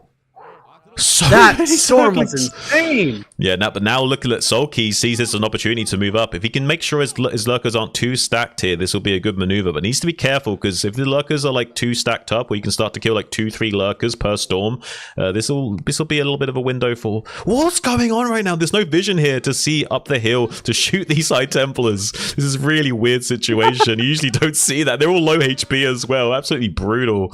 Like, oh man, like there's just something there to spot the high ground. But gonna be getting this Robo support bay tech offline by killing that with a few cracklings in the main base, so getting some value from that drop. I'm kind of blown away by just how much Zerg there is out on the map right now. Like, Bisu eventually will just get swallowed up. Even these island bases on the 3 o'clock being taken by Sulky to keep ramping up his economic prowess in this game, and sniping off these individual units is going to pay dividends the longer the game goes on, because he's trading mineral units for gas units, and that's going to really favor him the longer this game goes on. Yeah, this is insane. I mean, we could see Sulky like throw away so many units that it starts to get bad for him. Like, this is pretty rough. Oh my god. Why do Zergs do this, man? They make the mistake of like repositioning the lurkers and then just borrowing them all stacked. Then the pros just storms them all for free. It's like, what are we doing here? Yeah, these are the types of trades that can actually throw a game. We're not quite at we're not quite at that point yet. I think we're still at such an advantage here as Sulky that we can take even more of these trades and still feel okay. But look at all the Archons that have been put together. That is a serious Archon army. That's like as late game as it gets with that many Archons here in the fray. Well, he had his Reaver tech a little bit disrupted, so he needs something extra splash on the ground besides just Storm to soak up this flood of Zerglings from Sulky. Without these Archons, he could just churn out mountains of Zerglings to throw at Bisu. Still getting beautiful plagues on his army. With the Reaver transition, though, it will make it a lot harder to attack into these positions, so Sulky will probably switch into being a little bit more passive again, just securing these island bases and keeping Bisu set on these bases that he's got right now and preventing him from getting anything more and trying to contain the threat. But that will give Bisu some potential at, like, some special tactics mini games where he slowly claws his way back into this game by using this late game tech army with the Reavers, the Archons, and Storm. Yeah, this is, I mean, if Sulky loses this game, he's gonna be checking that replay to watch how many lurkers went down in some of these fights. The trading has just been brutal since he got this big advantage. Here we go with the shuttle. Reaver's pushing forward here.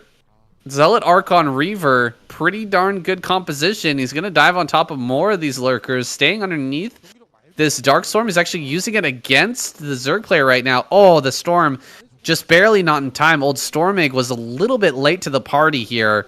If he'd gotten that Storm just a few seconds earlier, he could have killed all of those eggs, but unfortunately they hatch and the lurkers get away scot-free there. Very, very nice for Sulky. Finally getting some luck with the storms not quite landing. And now pushing over here to the left-hand side. Can he actually make any progress? The shuttle is going to get taken out, I think. It does. So the Reavers are kind of stranded here. This is going to force BC to push and make a concerted effort to actually break this location, but there's just so much Zerg right now, and behind this there are mountains of Zerglings and Hydras just waiting to join the party. All of the Protoss army is going to end up going down. Everything's surrounded. That 13-kill Archon, the last to go, but he falls as well, and Bisu falling back now onto his mere 3-base economy, whereas Sulky is just spreading out all over the map. Wow, Sulky's like opening up like his own little foster care for these pros players, it seems like, and he's just got like an answer for dealing with these kids, man. I'm kind of blown away by Sulky. Like, he was in a really bad spot earlier, and he's made this game look easy against an absolute PvZ god of a man. So I don't know what more can you say. Like, this is absolute like championship tier play from a championship kind of player. That moment when he took out the third base from Bisu, that was I think a do or die moment from Sulky, and he did. And I think Bisu is about to die. That last observer goes down and he spots the base over in that center right. I'm not sure if he knew about that before then, but I think his heart's probably sinking if that's the first hit, him learning about it. Some storms going down here in the main, cleaning up these lings very efficiently. but it's really not efficiency that Sulky is looking for. He's just looking for any sort of kills, just distractions for Bisu here while he continues to macro up ungodly amounts of units and get ready for the final attack. He's even going to kill this base over here with just a few lings. Yeah. Another plague goes down, just abusing this Protoss, slow moving army. Another great plague there. Oh my god. Yeah, it's just brutal to watch how efficient Sulky's being at some junctions of the game. There's others where it's just so much for him to micro and manage that he's throwing away units here and there, but he's so far ahead that it doesn't really matter. Like he's able to, he's got so many piles of mud to throw at the wall, and like he's able to, like, even if like most of the mud's not sticking, eventually the wall's just covered with mud, and Bisu's desperately trying to scrape it off, and he's not able to do so. The wall's becoming dirtier and dirtier as we progress. I mean, he got the presidential promise of building the wall, but there was no mention of maintaining the wall. Oh man, Shun, we need a chili sauce meme reference here right now that's covering everything. All of Bisu's army is deep in the red here. There's just so much value out of all of these defilers, and the creep of lurkers coming forward slowly but surely. Bisu's trying to hold back the tide, but he just can't do anything about this. He's just slowly leapfrogging forward. I like to see this a lot better from Sulky than running forward and just diving underneath these storms. Yeah, I mean, like we were saying, though, he's so far ahead that this is when you can do that kind of thing. Like, there are situations where you're more on even footing or only slightly ahead, and you make these kind of plays, and it really does start to give the Protoss win to come back. But look at this. Like, even if he's trading, like, 3 control groups of Zerglings, as long as he's getting the plagues off, as long as some of these gas units are going down, Bisu's just not able to keep up with this production. And the longer the game goes on, the more these bases around the rest of the map will become mined out, and Bisu will now be reset onto less and less economy. So he's stagnating and dwindling, whereas Sulky's either maintaining or growing in terms of relative wealth and production capabilities. So like eventually, like, Bisu will be run dry here. And Sulky's, if you want to reference it, he's opening up his own foster care kebab shop, and like the chili sauce is free. They just like throw it on you as you walk into the kebab shop. You don't have to like wait to order food. They just throw the chili sauce on you as you walk in the door here, Zan. Look at the zealots lining up for the chili sauce. Here they come. They're all hungry, ready for it, and Abisu is ready to supply it, setting up some more plague plays here and actually hitting this left corner base. I think this might be the final blow. Yeah, Bisu's just going to pull the trigger here right as he sees that base is about to go down. He's just going to go for the kill right now, try to break over here into the center left, take that base away from Sulky. It's just not going to happen. Taps out. GG. Bisu, the ringer, the Protoss versus Zerg ringer here for their lineup has just been taken down. What are the Protoss players gonna do here? They've been dominating this entire season, and now this is crazy. It's looking bad. This is crazy. Yeah, this is insane. Like, absolutely insane. The same thing that happened to Terran is happening to Protoss right now. Saying like all season long they've been dominating. It's like the Zerg had like little smirks on their face the entire season. They were like just like happy to take it all weeks long, and they just knew that it was coming. They had all this like semifinals and finals strategy planned out from the start.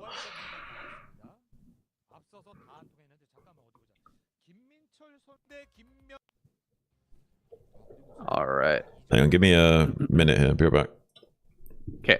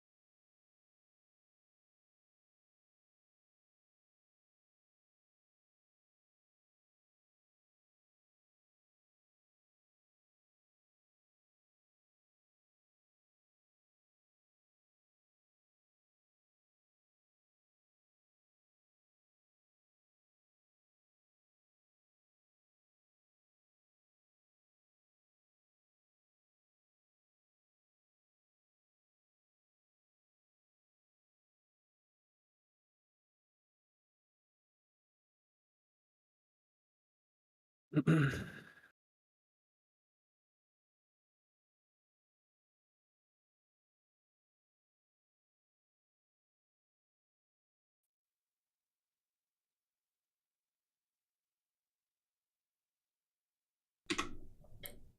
I'm back, man.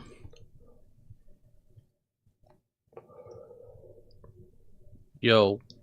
Yo. So do you think they still revive Bisu after that performance, regardless of what happens now? Hey, what's up, I don't Mouse? know. How you doing? I really don't.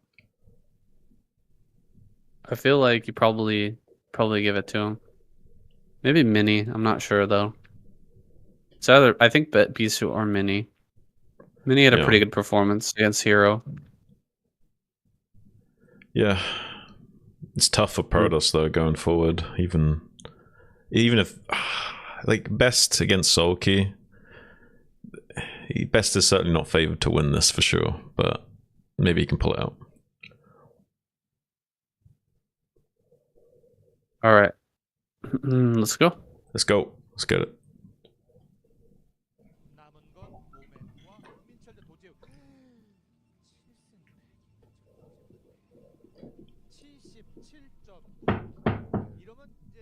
Looking bleak here for Protoss as Best steps into the arena. Here he is, spawning in the top right-hand corner. His opponent here, Sulky, on an absolute tear right now, looking for that first place prize. Looking to take it home for the Zerg right now, and he's just about there. This is his chance. Yeah, I mean, unless Snow gets revived, he won't get the all kill. But it'd be nice if, like, you know, he went out first and was all killing the Protoss right now. Like, took out Snow, Mini, and Bisu all in a row. Like, can you imagine the pure euphoria you'd be feeling if that was the case? Didn't Hero take down Snow? Am I getting that wrong? That's what I'm saying. Yeah. So it's a shame that Sulky didn't manage to get in on that action himself. Yeah. If he had taken all three, he'd be feeling like absolute man of the evening right now. Yeah, absolutely. I mean, this guy, he's the man in all of our hearts. This guy has just been dominating the scene for the past year or so. Absolute pinnacle of play. We knew he could do it after being a StarCraft 2 champion for so long and dominating that scene, able to come back to Broodwar and make it happen here again. Now, gonna solidify his legacy even further by potentially taking down this entire squad after a dominant season from Protoss. Yeah. Carrying, absolutely backpacking the Zerg over the finish line here, potentially. Best scouting all the way around the map. He's not going to find Sulky until the last, and it's a 9 pull here with Lings on the way. How is Best going to be able to react? How is he going to be able to handle these early Lings? Is he going to be able to get this Zealot back home, or are we going to see this get caught? I think he's going to figure out, yeah, he's going to get the probe in here just as the Lings pop out. So he will know, he will be able to turn this Zealot around, head back home, get it in the wall, have one Zealot here to defend the pylon, one Zealot to hold this ramp, and he should be okay here. Yeah. This is a little bit of worst case scenario for Best, though. He did last scout Sulky, and Sulky had the best Overlord trajectory with his starting position, so it does allow him to get away with making the hatchery without being blocked, to see the Zealot coming out perfectly, to have the exact amount of Lings without having to overcommit and what have you. So this is like most ideal, optimal position for Sulky given the current game state. So a little bit worried for Best going forward, but we'll have to see how the game goes. I mean, Best is a pretty strong macro player. He will be the kind of guy to try and make a square block fit through the circle hole, though. So if he does win this game, it might be in a very strange, like, Hulk Gorilla Smash kind of way. Much more known for that in Protoss versus Zerg, but I definitely agree with you. He has a way with blocks, you might say. He does sometimes make that square peg fit through that round hole occasionally. More than that, actually, more than occasionally, he's often making us wonder with mouth agape how the hell he's breaking through any of these positions. But That's just the magic of Best. Now, getting the Cybernetics core here at the front, that's going to help if there's any sort of Hydralisk buzz, but I don't think that's actually coming here, is it? No, I don't think so. So far, I don't see anything that indicates that. It would be too late to go for that now. If you throw it down at 3 minutes 30, it's early enough to do a lot of damage. If you throw it down 4 minutes or later, yeah, that's not going to do anything anymore. You're looking at a much more full hatch Hydra timing if you're throwing it down that late. So looks like we're not going to be seeing that coming out. But he did commit to a lot of Zerglings early on, did Sulky. So similar situation as before by committing to these Zerglings. But he does seem so good at navigating any situation regardless of being at a bit of a deficit in the economy early on against Protoss players from the previous games. So I'm not really worried for him as much as I would usually be. Like, it seems that he's really got it figured out how to like squeeze out the bare minimum of economy still, that he's going to be okay almost regardless of what happens. Yeah, it feels like he's almost so confident or so good. Yeah. You can see it out of some players who are they just feel like they're actually better than their opponent in the mid and late game. It's like they don't mind taking some damage economically by being forced to build extra units. They're just okay with it. As long as I'm safe and I can make it to the mid game and late game, I know I can win. That feels like the mentality here for Sulky. Right. He's built a ton of Lings, even though he didn't have to, just to make sure that, if there's Zealots here, if the Zealots actually do push out and they don't turn around, if it's not a bluff, then I can handle it. And if it is a bluff, I'll take the hit. I'll be a little bit behind, but we'll figure it out in the mid game. I have to say, those are the players I respect most on the ladder. When I see them like understanding the behavior tree and like, oh, you could Ling run by me at this time, so I need to like pull SCVs preemptively just in case you do, because they know it's a possibility at that timing. You know what I mean? And I love the hedging of the bets here from Best. He's doing the thing that I've advised Pros players to do, where you make the third cannon just as a safety net, and then you cancel once you scout with the Corsair, and you can confirm there's nothing coming. It's a really good way of like optimizing a bad early game situation. We're gonna see everything here for Best. He knows that it's a macro game. You'd be surprised if it was anything else, but you do have to make sure, like you said, hedge your bets, get that extra cannon, cancel it if you find out that everything's normal here, and we'll get one Overlord, but probably not much more, as we will have Scourge popping out here momentarily. It might be able to get the second Overlord over here, actually, and picking up the second Overlord is a bit of a nuisance here for Sulky. He doesn't have another one right now. He's actually going to get supply block. Barely not by this, but just barely not. But it's annoying. Like, as a Zerg player, losing like even more than just one Overlord is really frustrating. If you don't have the Overlords already on the way and you avoid the supply block altogether, it's very frustrating. Like, having your drone production slow down even just a few seconds can really hiccup you, because you're trying to squeeze out as many drones before you need to make units as possible. So even having that slow down just a tiny bit will either mean you've not got the units you need to defend, because you're committing too much to the drones already, or you just you're not able to make the drones at all because you have to commit into the units as soon as the overlords are done. And look at this pressure here. There's no Sunken online. There's only drones coming out. So we're going to get the other scenario I was talking about, and he's going to get a lot of drones here, and maybe even get the Sunken possibly as well.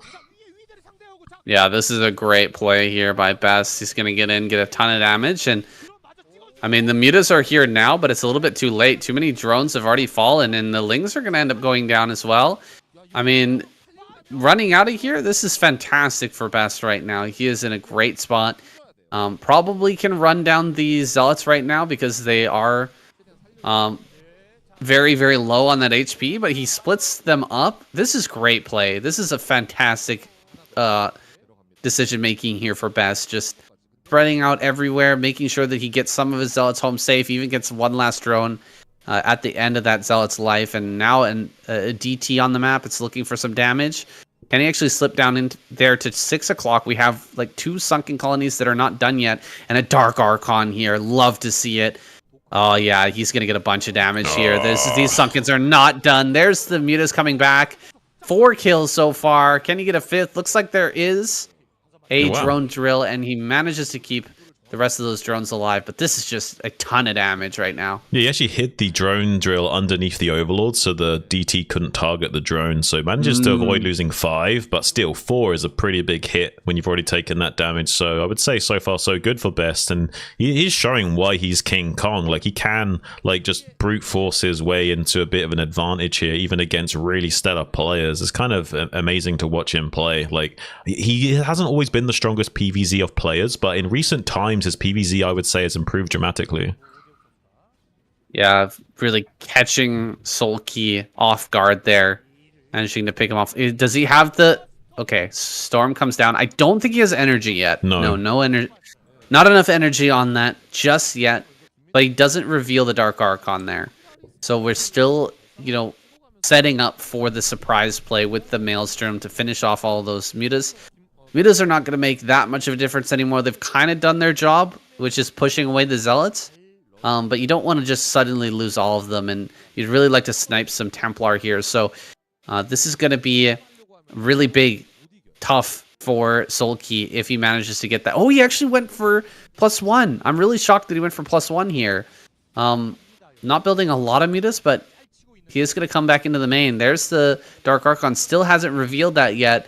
Best pushing forward here. Got to be really careful with that unit. You do not want to let Sulky know about that until the last possible moment. He's coming out to take his 3rd base. Sulky here just falling all the way back across the map. This is going to become a macro game, I think. We're going to go late, I think, here. I think so. And he's only committed to 6 mutas so far as well, so I don't think there's going to be a significant tempo swing. If this was a different game where he committed to, say, 10 or so mutas, then I'd be a little bit more worried that we're going to see a big tempo swing in this game with the Maelstrom. But as it stands, with this small muta commitment, he's also doing economic damage and forcing storms with these mutas, so they've already gotten the value they kind of need to get in this game. They don't have to snipe Templars to win the game, per se. So he's going to be churning out a lot of Lurker Hydra right now to kind of fortify these positions against this army of Best. So yeah, I think the way everything's shaping up, it looks like this is going to be a very solid macro game from both players so far. This is the thing that really impresses me about Sulky. You saw all the damage that was done to him at this 3rd base, how many drones were killed, and the forced lost mining time over there. And look at his supply right now. It's crazy. I mean, he's caught up. It's crazy. It's absolutely insane. Great Maelstrom there with a Storm. I mean, it could have been a little bit better, but he gets 1 Lurker, picks that off. He's going to deny that push over to that position. He doesn't actually have any observers here just yet.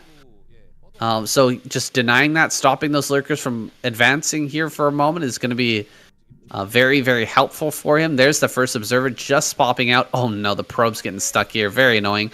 Looks like they are going to fix themselves? Wait, what are they doing? They went around the gateway a second time. That was weird. I don't know. They're going to head out now. Yeah, sometimes the gateway positioning can glitch out your probe transfer on certain maps if you build the gateways in certain locations. Can happen. One thing I would like to point out is that Sulky's playing really strong fundamental RTS. Like, he's pressuring while expanding. Like, this is like pure fundamentals, and he's executing it kind of flawlessly. Like, he had a small skirmish of units just pressuring up at the mineral only, where Best might be considering to expand to, catching some more of these Corsairs with Scourge. Best is now trying to make a big gambit play, committing all his forces to this southern region, see if he can drive a wedge between the Zerg and like start to lay siege and take advantage of the fact that he can storm the units while they're kind of turtled up like this. But Sulky can wrap around from the back and pincer this army if Best isn't careful here. Ooh, the Storm! So many Hydras getting whacked at the front. Bunch of Sunkens are about to finish up here, though. He will back away. That was a pretty decent trade here for Best, and that's kind of what you want to do. That's just some good Protoss fundamentals. Yeah. Protoss versus Zerg here, just coming forward, taking a little trade with the Dragoons, drop a couple Storms, back away, and just take the trade. I think this is some great moves from him. Can we actually hit the Maelstrom? Is it too far? I think he's just barely out of range here, and the mutas are going to keep hitting that gateway. Super annoying here for Best to deal with. There is an Archon morphing in, so if the mutas try and run away right as he could Maelstrom now, for example. I think he's going to. No, he doesn't have high ground vision. Damn. That's very annoying. Best not getting the value out of that Dark Archon that he wanted to. But the mutas are kind of out of the picture at this point anyway. Trying to push down here into the bottom left, but Sulky is just so ready right now. He's got lurkers absolutely everywhere. The number is insane. But a drop going to come into the main base right now. Can he actually get some damage here? He's got 1 DT, I guess. Do we have a Templar in this as well that he could potentially... No. All right. Scourge just picking that off. DT dropped here in the corner. I think that Sulky's going to be onto that in a second. Yeah, I think Sulky's on top of everything. All the I's have been dotted, all the T's have been crossed, and he's sitting pretty. He needs to be careful not to let Best just siege these positions and storm all the units while they're like bunched up too much. But there's 3 Sunkens down here with some lurkers, so this should be relatively fortified enough, I think. I don't think that Best can break that. I think he can technically break that, but he'd lose so many units to do so, it wouldn't be worth it. So I don't think he's going to go for that play. And Sulky's setting up a little bit of a counterattack potential here, pressuring this mineral only that's going online right now. And he's so deeply fortified in this bottom left pocket that I don't think Best is going to get anything done here either. Damn, that's a lot of lurkers, man. I think you have to kill the eggs before you even attempt that. Yeah, you do. You can't go in there either way. Even with the eggs dead, I don't think you should go into that. No, I think taking the 4th base here is the right decision. Maybe trying to expand up into the top left, and that's why Sulky is already up there checking that area. He's making sure that he doesn't have that base yet, and if he's sending a probe up in that location, he doesn't get it for free. Yeah, we're going to go to like triple Evo production here. Hive online now. Defiler Mound going to be underway. And Sulky's going to see if he can get this top left pocket fortified a bit by building some lurkers up here and making it much harder for Best to start to establish some expansions in these top left corner right as he's starting to get mined out. And look at this pressure with the +1 weapons upgrade. It's much easier for the muters to come in here and trade off these cannons like this and be really annoying for enforced lost mining time, force out storms, and without observers to spot the high ground, they can kind of just chill up there for a little bit as well. This is really frustrating for Best to navigate because he's already kind of behind in the curve of the game, and also having to lose a little bit of mining time here and there is going to affect him greatly. Oh, what's going on with the drones down here? 6 o'clock mining is kind of messed up right now. I don't know if Sulky is going to notice that for some time. He's actually dealing with a lot right now. Push up into the top left. This is basically doing what it was supposed to do here for Sulky, which is just slow things down from Best. Just, prevent him from taking that base in the top left too easily. And eventually, I think we're going to see Sulky make a move to actually shut down the base going up over there at that corner. Unless he wants to just move forward and take even more of the map. I doubt it, though. It's really a hard position if the Protoss manages to take that extra main base over in the top left. It's not a game you want to play. Wow, Sulky's being so annoying and skirmishy with these muters to like cycle out killing these cannons and denying more mining time and forcing more and more storms. Just the attention splitting alone that Best has to do is frustrating. And yeah, the mining's really suboptimal at 6 o'clock. There's actually not enough drones there on top of that. Maelstrom coming in to save some of these High Templars from being sniped. That High Templar was very close to going down there if that Maelstrom didn't go off. So it's going to be saving the Protoss Brethren with those spells, trying to get the maximum value out of the toolkit provided, but still in a bit of a weird situation is Best. He's going to try and split the map horizontally and stabilize, get maxed out in a moment here, but Sulky already himself is maxed out and kind of able to explode out onto the map in a moment here with the Defiler tech coming online to start chaining plagues and using Dark Swarms to fortify his lurker movements. Yeah, the Zealots are going to come out, finish off these Lings here, sent to the top left. There's something wrong with these hatcheries down here at 6 o'clock. I think he hasn't rallied these, or he's misrallied them or something. The mining's messed up. The rallies are messed up. There's so many units down in that pocket. I hope that Sulky figures that out. He's looking at that out pretty soon here. He's trying to take this position right here at the front, and with Defilers, looks like he will be able to. So adding on more bases, he's just going to take half the map right now. I find this type of situation to be very, very difficult, though, as a Zerg player. If you allow the Protoss to take that top left and start to make Reavers, there's not a lot of places you can try to take here. I mean, you can try to take center right, you can try to take center left, but those are very pushable, very droppable, and stormable locations to try and take. So this is going to be rough if Sulky wants to play this out late game with half the map. Yeah, one thing I'd like to point out is that like Best isn't really mining the main and natural right now. Like he's kind of like he's transferred all the probes before being mined out, so he's still got these like pockets of minerals to go into if he needs to. So he's done a kind of like a weird thing of like not actually fully mining out in his main and natural. He's got a little bit of juice left in the tank there if he needs to access it. Has 4 speed shuttles just going to be diving into the main base as well. Poor man's recall in a PvZ. There are a few overlords to spot this coming in, but nothing there to actually deal with it on the other end. So Sulky might take a lot of damage here while distracting at the front. Oh my goodness, that's a lot of DTs. Holy, 4 DTs, 5, 6 DTs. Here in the main with a few Templar and an Archon. These DTs here trying to hold at the ramp. Some Storm's going to be thrown out right now. The DT's going to handle a lot of these links. The Archon going to come to help out here. Dealing a lot of damage right now while he was skirmishing over on the left-hand side. Another great Storm going down. Some Lurkers finally going to come up. And they get absolutely minced right there. Excellent job. Wow, these DTs still alive. Dude, these DTs are doing so much damage right now. It is craziness. And Sulky finally going to maneuver a bunch more army down here to actually stop this from continuing. But he's lost his Defiler's Mound. He's not going to be able to make any more of those units for now. I might have denied an upgrade on that as well. I'm not sure if he has the energy upgrade on that yet. But this is a lot of damage from Best. This has really slowed down He may have cancelled Plague. Splitting the map in half. It's possible he also cancelled Plague. Like Plague might have just been ready to finish. You might only have Darkstorm right now, and Darkstorm and Consume available right now. It's very possible that he killed that just before Plague came online. I'm not yet sure.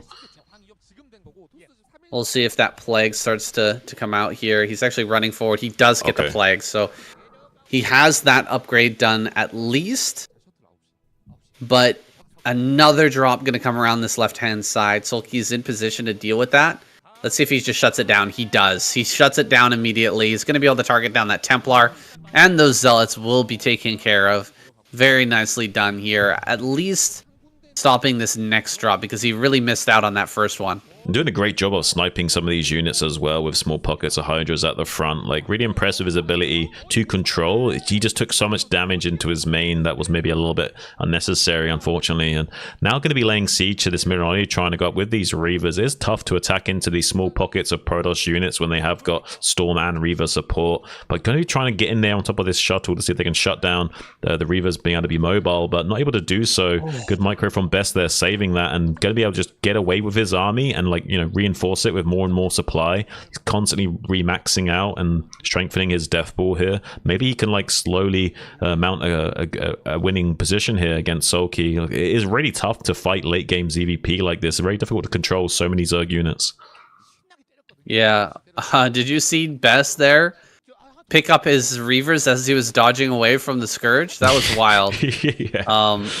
Yeah, that was some scary stuff. Now just pushing in here. Sulky not paying attention. I think he just threw down one big Plague on a bunch of these Reavers, which, I mean, that did so much damage. Maybe he can snipe the Reavers. However, if he doesn't snipe the Reavers, they will push through all of these Lurkers on the defense.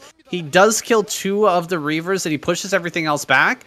Zealots are going to run right up on top of this and get absolutely wrecked. So I think that this is going to be a successful defense here for Sulky, but almost a breakthrough right now from Best. He's really throwing everything at the wall and just seeing if he can make something stick. Yeah, I mean, so it looks pretty promising initially. It looks like Sulky's just got too much of a critical mass here to overcome, so he's going to be getting quite a few of these units on the exit as well. But Best does have quite a few bases online right now. There's going to be a big dropship gambit play into the main base of Best by the looks of it. If he can't get enough units over there to defend, this could do a lot of damage. As long as he's got some High Templars there. If he's got the Amulet upgrade as well, these High Templars that just popped out will be able to storm within 10 seconds because Amulet upgrade does give you 62 starting energy instead of 50, so much closer to that first storm as the Templars pop out of the gateways at this stage of the game. So Sulky can be wisely just pulling back from that opportunity and not going to even going for it. It's possible those Overlords were even empty as well, and he's just trying to, like, you know, force back the army positioning of Best a little bit and kind of, like, you know, disguising his next play.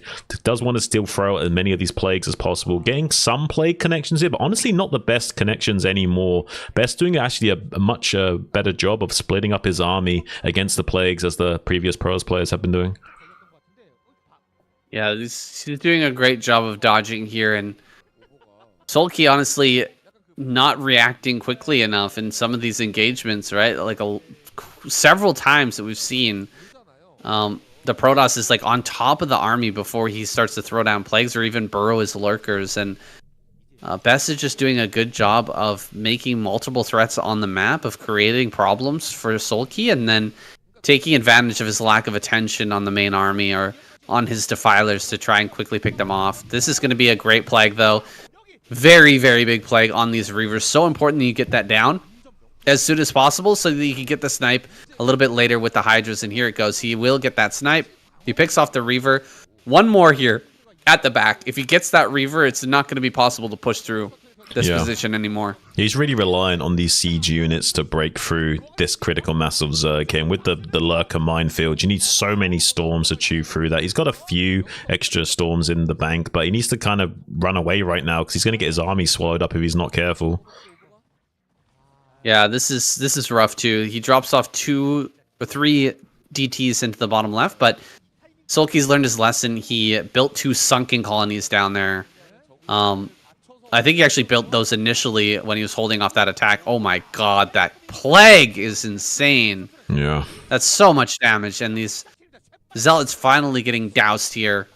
It's not going to be easy to take a fight with those Zealots anymore. They're going to get just absolutely shredded by everything. The Lurkers, the Lings, they cannot fight really efficiently anymore, and we have a very low Archon count. You remember Bisu had such a huge Archon count? This man has almost nothing in terms of those Archons. 25 kills on this Archon, though. That's a hero Archon right there. Even though he's 1 in the army, definitely a hero. Yeah, he's got 3-3 upgrades, so 3 shields as well on these units. So Archons are a lot more valuable than they would usually be. So yeah, it would be great if he did have a field of Archons to help fight against this right now, but still just relying purely on Zealot, Goon, Templar, Reaver, and I can't fault him for it entirely. Like, it is possible to break through and work here. It's just so difficult to do against someone of Sulky's caliber. I think most other Zergs would just fall flat against this kind of assault, but someone of like Sulky's ilk is just not gonna be like shut down that easily. And look at this beautiful plague just over and over again. Like, he's really like done a good job of establishing these franchises of like foster care kebab houses, and the chili sauce is just on tap here tonight, Sam.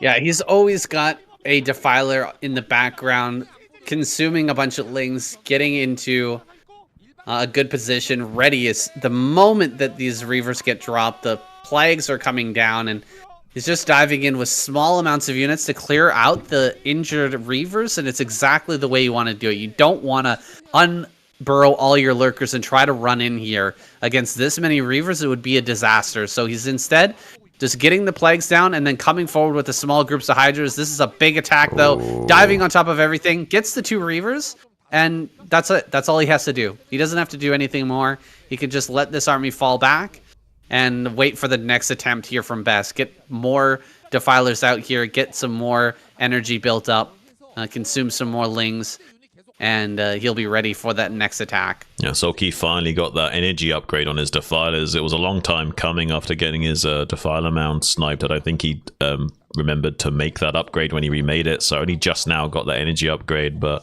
going to be helping out here a little bit more with the energy management on those defilers. Needs to make sure he can secure 3 o'clock and 9 o'clock away from Best. That's like the 2 comeback potentials here from Best. If he can shut out Sulky from taking these 3 o'clock and 9 o'clock positions and eventually take one or two of them himself, he can still come back into this game eventually.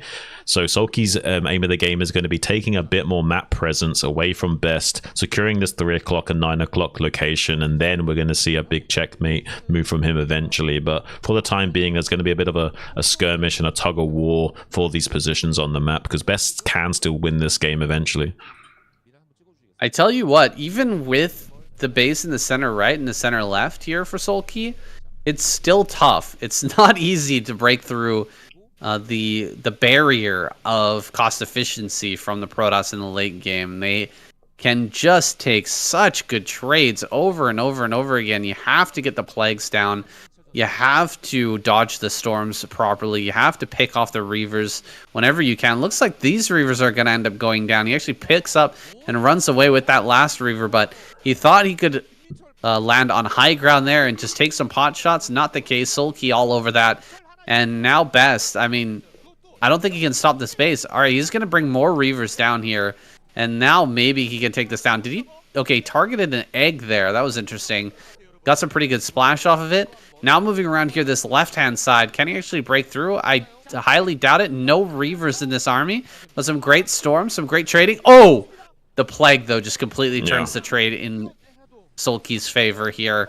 It was looking to be pretty decent, but as soon as that goes down, the cost efficiency just completely switches sides here. Yeah, Storm is the only thing that makes early and mid game PvZ balanced, and Plague is the only thing that makes late game PvZ balanced again. So without these critical spells, it's very hard for both respective players. They're very reliant on them, and as the Protoss player, you're much more reliant on Reavers at this stage of the game than you are Storm. Storm is like, you know, kind of like your insurance policy on not just melting to his army, but you need some additional units like Archons or Reavers to really do the crazy cost efficiency damage in this late game phase. I'm going to be trying to get the snipe on this hatchery in the 3 o'clock, but not going to be able to do so. Sulky's on top of everything tonight. It's kind of insane. Like, even the ability to like pick off individual High Templars with Lings while also doing everything out on the map earlier on. Like, everything he's done has been really stellar tonight and really showing his caliber. Well, things are starting to get a little bit simpler here in this game, right? We've run out of money here for Best over at the mineral only. He's got this one mineral only that he's trying to take right now, and Sulky's got a maxed out army, so he's going to try and deny that, while Best is going to try and maybe do some harassment over here at the center right and just defend that mineral only. And this is going to be a pretty straightforward finisher, I think, for Sulky, as long as he shuts this down and successfully attacks into that mineral only. He should be able to take this game, but Best is going to loop around while dropping these Reavers. He did quite a bit of damage over there. He didn't get a whole lot of kills on those drones. Great Storms, though. Great Storms killing a lot of drones. I don't think it's going to matter that much right here. The amount of drones that Sulky has at all of these different bases is going to keep him in the money here for quite some time. Great Storms actually dealing with a lot of these Lings, which were bunched up, not able to attack there because the Templar were in the front. Not automatically attacking anyway. Now pushing forward here, just waves and waves and waves of Lings. Finally, we do have a few Archons here to actually battle them, but it looks like Best not that interested in taking a big fight. He just wants to trade and back away, but Sulky's not happy with that. He's going to loop around, hit this top left-hand corner base, and he's going to chase down the Protoss here. He's going to completely surround that while taking down the Nexus. Wow, really beautiful play here from Sulky, understanding the current positionings of both armies and how best to exploit that. Could have gone for a wraparound play to try and clear up the army, but instead went for the counterattack on the mineral only because he knew he had enough time to snipe that while the army was distracted on that western front. So far, great understanding of the game by Sulky. And to be honest, though, Best has really done a good job of showing ways of shoving that square through the circle hole. And showing why he's good at doing that kind of thing. It's just someone of Sulky's caliber is not gonna fall for it. Look at this stellar macroeconomics powerhouse of a Zerg we see here. It's just so many additional units than he even needs at any junction of the game. He's got all the tools that he needs and more. Yeah, he's just always maxed out at this point. He's got so much money and so much larva. The moment that he's losing something, he's immediately rebuilding it. The macro engine is just insane at this point. And he's even taken center left. He doesn't have a lot over here at center right, but he's got some units just at the edge of vision right here that are going to be coming in the moment this attack starts here. Scourge are going to end up picking off one observer, not able to get the Scourge connections on the shuttle like he would want. And the Reavers are going to take some good pot shots here, but they do eat that big Plague. And I don't think the Best can actually crack through here. He's kind of stuck. He's kind of stalled out right now. And just a small group of Hydras running forward, sniping down the Reavers. This is perfect play from Sulky. Absolute textbook ZvP here. Yeah, this is a great series to learn from, watching this guy play. He's showing absolute 101 Zerg late game play and how to navigate the early game shenanigans that you need to even get here to begin with. And it's really beautiful. Like, this is the best case scenario for Best in these tight corridors with like stacked Reaver, Archon, Storm, and like just getting loads of splash while you lay siege to the expansion. But Sulky's like doing like a little reverse Uno card on him and using this tight corridor against him by just throwing out a Dark Swarm here and there, keeping the corridor under control with some lurkers, and then just like dousing the units in plague over and over again and preventing these units from getting, look at this, just a constant plagues non-stop on these units, making sure they don't ever get the cost efficiencies that's required to come back in this game, while also taking both of these gas expansions away from Best, getting a huge gas advantage, and then eventually Best will dry up. Yeah, he's doing a fantastic job here, just trading over and over again, but it's hard to trade against this many Reavers. It's not really possible with pure Ling, and Best's gonna hold on there. He keeps that base alive. It's very important that he keeps that up for now. Circling around towards the center left. This is the one base that hasn't really been mined much. And if he was able to take this away from Sulky, maybe we could see a mine out situation in this game. But Sulky not going to give this up without a fight. Pushing forward here with pure Archon and some Reavers mixed in as well. Can he actually break this? It feels like Sulky's just going to react in time. He's going to bring his entire army over here and block this from happening. Oh, some beautiful storms to counteract this wraparound at least. So going to be able to keep the golden bridge of retreat open to him if he so needs. But this is just brutal for Best. Like, he really needs to crack this position open. He's kind of done a good job of trading here. This isn't the worst case scenario at all. Like, he's done a pretty good job of being fairly cost efficient with these units. It's just there's so many units in reserve for Sulky. I don't know how Best is going to overcome these odds, but so far he's done a pretty good job of breaking through it. Like, but he just keeps losing the Templars and Reavers over and over again. That he's never having the critical mass of Death Ball that he needs to just smash through. Yeah, Sulky showing exactly how it's done. Small groups of units running in and sniping the important Protoss army, throwing down plagues whenever possible, and then getting prepared slowly but surely for a huge wraparound to completely surround and destroy the Protoss force. He's going to go ahead and dive here onto the Nexus. Of course, that's not going to end up working, but he gets a great plague regardless, so it's still absolutely worth. Yeah. More Templar, more Archons coming up here. And another small group of Lings just about crack, breaking those Reavers here. That's so many Sunkens. Oh my god, and Best just lost his observer, so he can't see over that wall. Yeah, the ridge line actually makes it much more difficult to attack into here, because without any kind of like, without committing into it of your ground forces or having an observer to spot, it's actually really difficult to attack into that pocket.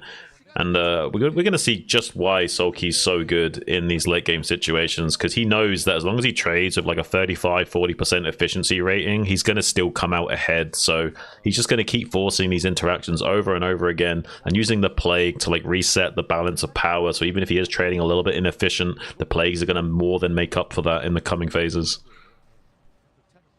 Look at how many Defilers he has here, man. I hardly ever see this number of Defilers, but he's really identified, like, the only thing that can go wrong here is if I lose all my Defilers. And so he just has endless numbers of them. He's got so many. Trying to break in here now, but this is just a ton of Sunken colonies. Going to completely deny this. Nothing but Sunkens here. Kind of hilarious to see a defense like this, but it's working. Well, you can't storm Sunkens, the Mass Archon. Right? You can't storm Sunkens. Yeah. So, I mean, this is the problem for Best. Like, the only thing he could have hoped for is, like, there being pure units there, and he can, like, storm them all in a clump, and the Reavers get some good Scarab connections. You can't really get that with Sunkens, and when the Sunkens are this spread out as well, it takes a long time for the Reavers to shell them down. So, yeah, that gives Sulky the time that he needs to, like, you know, position a pincer attack as soon as Best tries to commit into that base on the 9. So, really, like, caught between a rock and a hard place is Best. Best is running out of fuel here. He doesn't have much left. He's mined out his natural. He's mined out his main. Third, his fourth are just about gone here. I mean, the mineral only is probably going to get low pretty soon as well. This is not a very high mineral base. Not a lot of patches here. Great plagues once again. He's going to try and break through, but there's lurkers here now. Oh, no. And the lurkers are going to do fantastically here against this mostly zealot army that's been plagued. The Defilers, I mean, they're going to get the greatest plagues here on a lot of these units. Oh, the Templar here Yeah. just getting wiped out as well, and the Sunkens are MVP right now, picking off so many units on the retreat. Best falling back once again, and the army of Sulky is legion right now. Crazy. I'm absolutely blown away by just how like well calculated Sulky's been playing. I'm really impressed across the board. Like all the small skirmishing of like using a minimal amount of units to snipe critical units like High Templars and Reavers, and this ability to navigate to a late game position where it's like forcing Best into a checkmate scenario almost no matter what he does. Like this is kind of crazy that he's have this much control and composure throughout the entire phases. Every single phase of the game has just been really well navigated by Sulky in all of these games, and even in some games he was seriously far behind and still managed to navigate to these similar positions. And this is what he does best, and he's able to force himself into these positions no matter what you do to him, which is kind of crazy to think about. The embodiment of Sauron's Zerg here, Sulky, pooling together more and more and more forces here, building an army worthy of Mordor. Look at that. Just rally point here from every area of the map. All of the hatcheries are rallied to that one spot. Protected by lurkers, covered by overlords, defended by defilers and lings and lurkers. Everything made to destroy the army that Best has put together. And he's going to put on one more counterattack over here to the top left before moving to defend, I think, the center right. He's actually sending a lot of units over there, and Best realizing that this is what Sulky's decided to do. He's going to maneuver quickly here to try and reinforce this position, but I think it's already too late. He's not going to be able to save the Reavers. The shuttles can't make their way over there. The Nexus is going to go down. The army moving through the middle of the map looks like it's about to get caught here as well. Lots of lings, lots of lurkers. There's a plague. He actually plagues his own lurker there. But it's not going to matter. Yeah, I don't think it matters at this point, saying this is crazy gameplay from Sulky. Like, and he's got a lot of Sunkens at 3 o'clock as well. So he was like, okay, well, if you want to trade your army into my buildings, go right ahead. I'm just going to kill your base no matter what happens, even if you do somehow break that. And even if he did break that 3 o'clock, he would have traded a lot of his army for it against the Sunken and Lurker setup there as well. So nothing Best can do is the right answer, which is so great to see from Sulky, that he's able to put Best in this position where nothing he's doing is correct. And that's crazy to think about, because it's very difficult to have this level of control even if you are far ahead in StarCraft. It's very easy to throw your leads in StarCraft. So the fact that he's had this amount of composure and control over every single phase of the game is seriously impressive. Yeah, just getting so much value out of these units, even though they're in small number. It's the right way to trade with Protoss, just by sniping these very important units with just small groups and then gearing up for that big surround play. He's done it over and over and over again, but I think we're reaching the twilight of this game now as Sulky positions himself for one last big surround here on the rebuilt base here. He loses the shuttle. The shuttle goes down with Reavers inside, and I mean, there's just no Reavers left. It's time to bring the Lurkers up.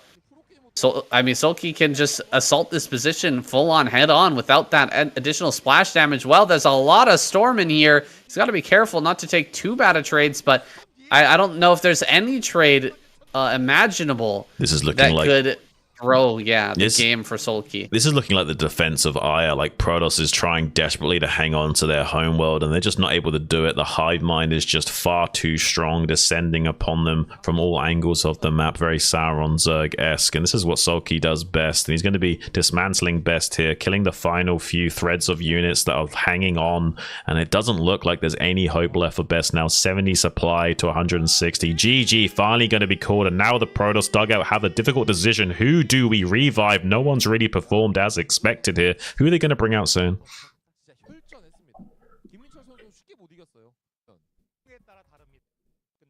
Good question. I do not have an answer. It's gonna be Best. The rematch. Yeah, I mean, I can kind of see it. I mean, Best performed the best tonight, I would say. No?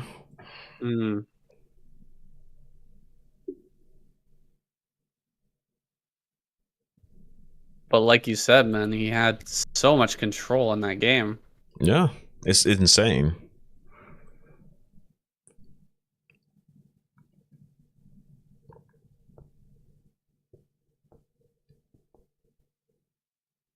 Do you think Best was like saying to them, like, just send me out again, send me out again? Or do you think they were confident in Best's ability as well? Or do you think Best was the one being like, it's got to be me?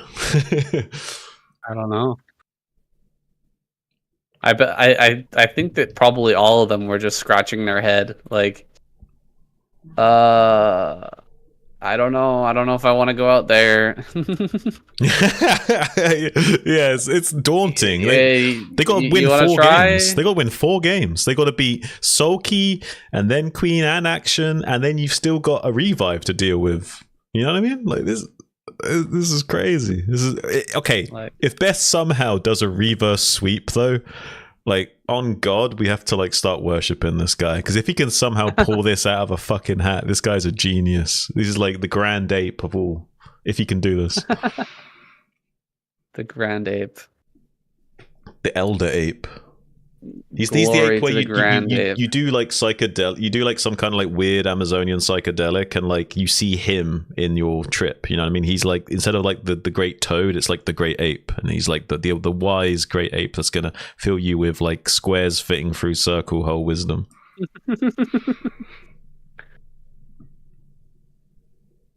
Maybe.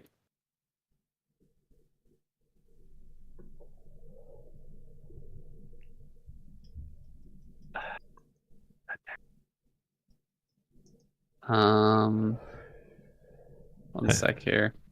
I'm trying to make this look reasonable. Oh, you can do the green thing? Yeah. Yeah. It looks a little bit silly though, because I don't know why.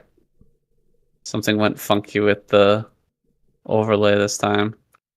I was wondering if you could also just I was curious if like there's something else we could do to like make it look more clear that both teams still had revives. Like if, like, say the logo, the Zerg and Protoss logo was like lit up green when they still had a revive, and it like changed color when they used their revive or something. I don't know. I don't know.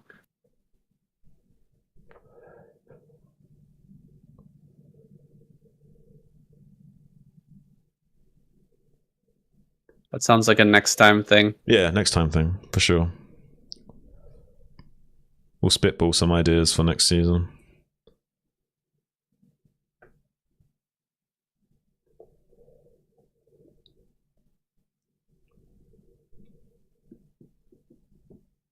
Okay. There we go. I put it in green. Looks a little bit funny on the yellow, but whatever. Yeah.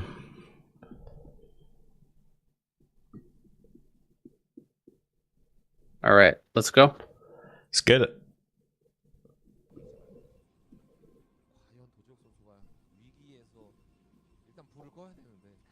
Well, there's your answer, Shun. It's going to be Best brought out once again. He's going to get the revive here and a second chance to redeem himself. I feel like the Protoss were just kind of scratching their heads, though, after that last game. Like, who do we want to send out? Yeah. Who wants to go out against this monster? Yeah, I think you might be right about that. And maybe Best was the only one with like any kind of balls to be like, yeah, I got this, guys. I got this. Send me out. Let the great ape show you what it's all about. And you never know. I mean, if this guy does somehow reverse sweep this whole lineup, I'm gonna be worshipping him. He's gonna be the guy that I start to see in my psychedelic trips. You know what I mean? Like, I don't see the great toad anymore. I see the great ape just giving me this like square through the circle hole wisdom all day long. Well, I don't know if you can really shove the square through the circle hole against this man. Wait a second. Maybe can. 1 HP Maybe on this can. probe as well after that snipe. Beautifully executed from Best, especially if you can get out with the probe alive here. Really annoying Sulky in the early game, getting into his head right away, and that's going to be the kind of thing you need to do in this game. I mean, that's a massive advantage. You don't often see that in a professional match. It's like more of a thing that happens when there's like a ladder game where you're 300 MMR above your opponent. Exactly. It's kind of insane to see, and it was so beautifully mapped out by Best, and Soki was confident because of how close the calculation was. That probe just barely didn't die, you know what I mean? Like, really well calculated from Best here, putting on his little Futurama hat here and showing that he's a thinking ape as well.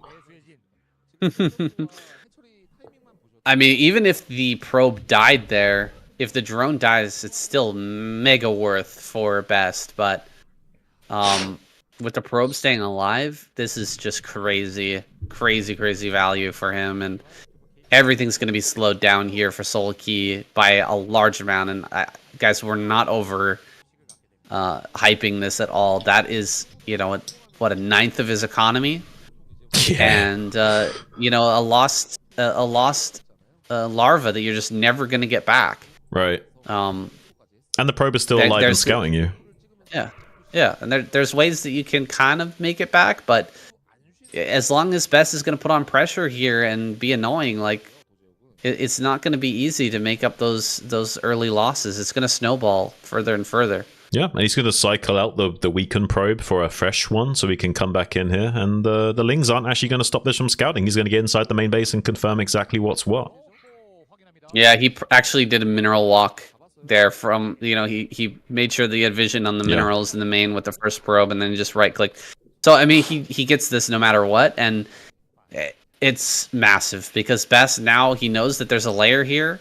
He 100% realizes that there's no way that Hydra bust can come, and without the element of surprise or the kind of fog of war here for Solkey being on his side, I mean, what can you do here as Solkey to try and bring things back? Well, this is the issue, right? Like, if you do get your tech scouted like this, it's very difficult to deal with the Protoss, because the Protoss can be so much more adjusted to you. Like, the min-maxing that the Protoss can do relative to what they scout is insane. And if they don't scout you, they have to do a lot of hedging of their bets to make sure they don't just die.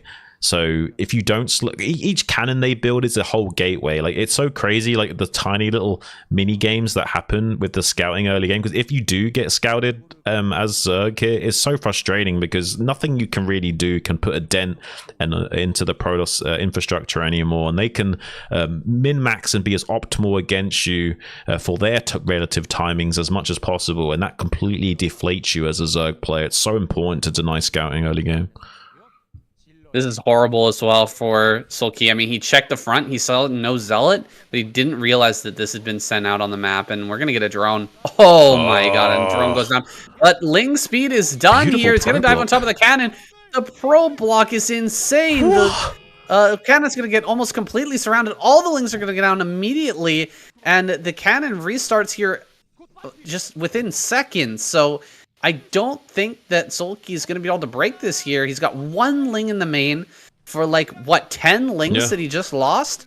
Yeah, how is that worth? That's not worth at all. The only compensation there was the fact that he's forcing 2 cannons now instead of 1, and he's also has a chance at coming in here again with these Lings. Best hasn't actually blocked the top, though, so... Why didn't he pull the probes? Oh, the cannon's just now finishing up, but the Lings get a pretty good surround. They are going to be able to kill that cannon, but most of the Lings will go down, so having a little bit of a repeat scenario, but this time there's a lot more Lings coming in. Best is now surrounding the other cannon that's just now coming online. This surround's a lot more efficient, though. Going to be able to block out these Lings from doing too much, but some probes are going down nonetheless, so still getting some critical economic damage done to Best with those Zerglings, but I would still say that's a pretty good hold from Best, all things considered. Whoa, double Hydralisk Den here in the main base. I think we lost the Corsair. Did the Corsair go down? I think we might have killed the Corsair. I believe so. And also, during all of that chaos. And he does have a full hatch Hydra timing here. Like, he's put a big enough dent into Best that he can get a lot of Hydras out here prior to there being Storm online to deal with that. So Best would have to make like 5 or 6 cannons to just not die to a critical amount of Hydras coming his way. There isn't the kind of saturation that Solkey wants, though. Like, he wants like 9, 7, 6 kind of drone saturation, and he's only got like 1 drone mining at his 3rd base right now, so he's not going to have the same kind of potency in this timing that he would like to have. But relative to the amount of damage he's done to Best's economy, it might still be strong enough to still absolutely bowl him over, so we'll have to see. Yeah, he's going to try and hide the Hydras as long as possible, running around these Zealots. The Zealots are going to come in towards the 3rd. Hydras are going to leave that third base around the top here to try and hide this for as much as he can. He's going to move through the bottom side, dealing with this with pure Ling, if possible, and try to break the front right now. He's got to go right now, though. A little bit shocked that he sent the Hydras kind of back for a moment. He's not sending them forward here. The Zealots are going to start to deal some damage. And here comes the Hydras now, finally. There's no Overlord, though, here critically. If there's a DT on the way, he's just going to die. There's only 2 cannons here. Can he actually make this work? Soulkey going for the bust here. Probes are going to be pulled to the front. Wow. Can Best hold. This is a crazy attack right now. It's absolutely insane. He will be able to get 1 cannon for free, but Probe's buying a little bit of valuable time for the before the other additional units come in, so we'll have a few seconds of not dying here, but I don't think that's going to last very long. If he doesn't make a DT right away, he might just die straight up. He's desperately throwing down as many cannons as possible. Probe's here to buffer, but Soulkey still bleeds through despite the beautiful wall from Best. So now all these cannons going to be sniped before they can get online. And without any DTs here to squash this, I think he's just straight up dead here, Sam. Wow, what a gamble here from Soulkey. He knew the bad position he was in. He didn't have an option. No, there's no even Templar Archives yet. Yeah, doesn't have Templar Archives is really slowed down here. GG. GG. Oh my god. What a series here from Soulkey. What a final game to end on, Shun. That was impressive. That was really impressive. I'm really happy he went for that kind of like double Hydra Den Gambit there, because yeah, there was a critical window there. The Storm would not be ready. I mean, you saw that he didn't even have a Templar Archives. He was so at a deficit there. So it's a beautiful identification there from Soulkey to go for a play like that. And he's a much more macro-orientated player, but you don't want to play macro every single time. You want to sometimes throw in these kind of like wild card maneuvers, keep your opponent guessing. And he was scouted early games, so it's kind of crazy that like he was fully scouted early on, but managed to do this kind of insane transition. We've seen him do that before in the ASL and other games. Like, even though he's not the kind of player to go for like Hydra Bust, like quite typically, like he does like to go for these sort of tempo swing plays where you think he's playing a standard 3-base Spire play, and suddenly he throws down 2 Dens and just like, you know, catches you off guard. Yeah, that was so cool. Like right as the Corsair got pushed out of the main, right? He popped his first pair of Scourge, and the Corsair had to go home, and all that chaos was going on in the natural of Best. He just drops 2 Hydralisk Dens, confident that he's not going to get scouted, and goes for the bus. It just works so perfectly. Best wasn't able to figure it out. If Best had walked his Zealots to the natural there instead of the third, I think he would have found that in time. Maybe he could have thrown down some more cannons, but he just had no idea. He had no DT follow-up.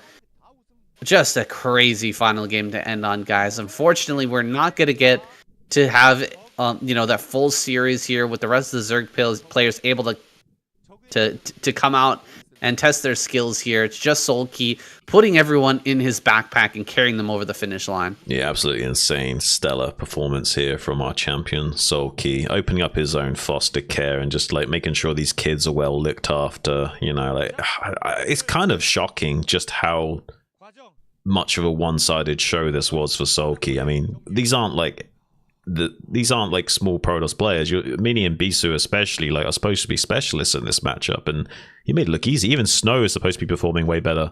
He was dismantled by Hero quite effectively early on as well. I'm sure Soulkey was a little bit salty that he didn't go out right away from game number 1, because he might have been able to take out all of the lineup here and did a nice little all-kill. All right. Looks like they put a anti-spoiler at the end of their video here. That's interesting. Yeah, interesting. They put like a 30-minute But to be fair, anti-spoiler. It was a fairly quick series, so maybe the anti-spoiler is necessary. Oh, it was just pretty obvious something like that would happen.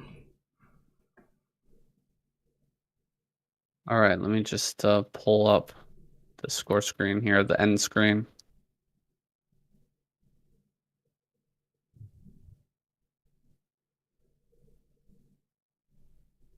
I wonder if the Protoss players were like, let's send out Best, because then it looks like it's more his fault. There's less attention on us. Best taking the fall for Protoss. Yeah. Yikes. So there's less attention on Mini and Bisu not performing, you know what I mean? Wow. Yeah, did not expect that. I was hoping for a Zerg I was hoping for a Zerg victory, but I thought it would be a lot less one-sided.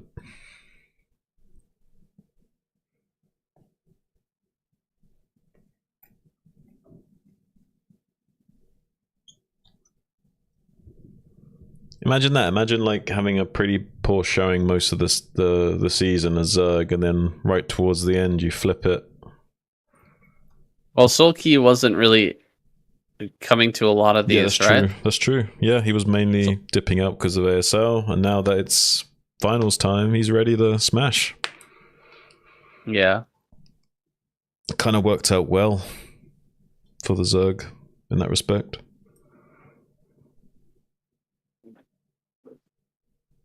All right.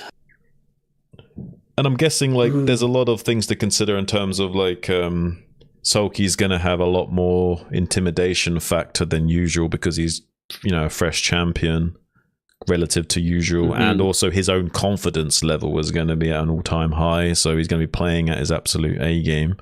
So it's like that, all those things considered, it's much easier for him to get these like win streaks going because he's going to be having an easier time than usual purely based on like the emotional situation of like being on the high of being a champion and intimidating the other players because he's a champion, you know what I mean? There'll be a little bit of that going on. Sense. I don't know why, but the Koreans really do seem to buy into that.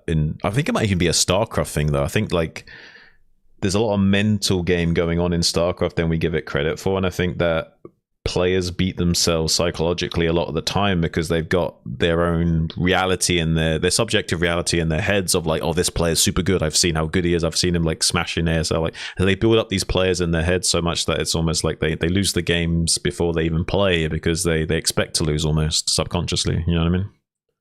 Right. They feel like, no, there's no way I'm like really that far ahead. Right. You know what I mean? Like, yeah, they misread the situation. I got some damage, but and even if it's usually they would go for the kill. They're just like, oh, he's fucking sulky. Like, I can't. Yeah, sulky. No, he's got too many. He's got too many units right now. There's no way he's going to die to that. Yeah, that's the problem. Is that even if it does affect you or make you hesitate for like a 2 seconds, like it can like really mess up your opportunity to like take advantage in a game if you're not playing like 100% confident, like you can smash him no matter what. Yeah. It's true. It's true. Oh, man. All right. Wrap up. Yeah. Yep. And can you stream the score screen for me or whatever? Or the final screen? Oh, yeah. Did I cancel it? Didn't I? There's nothing really to see, but I'll send it to you here.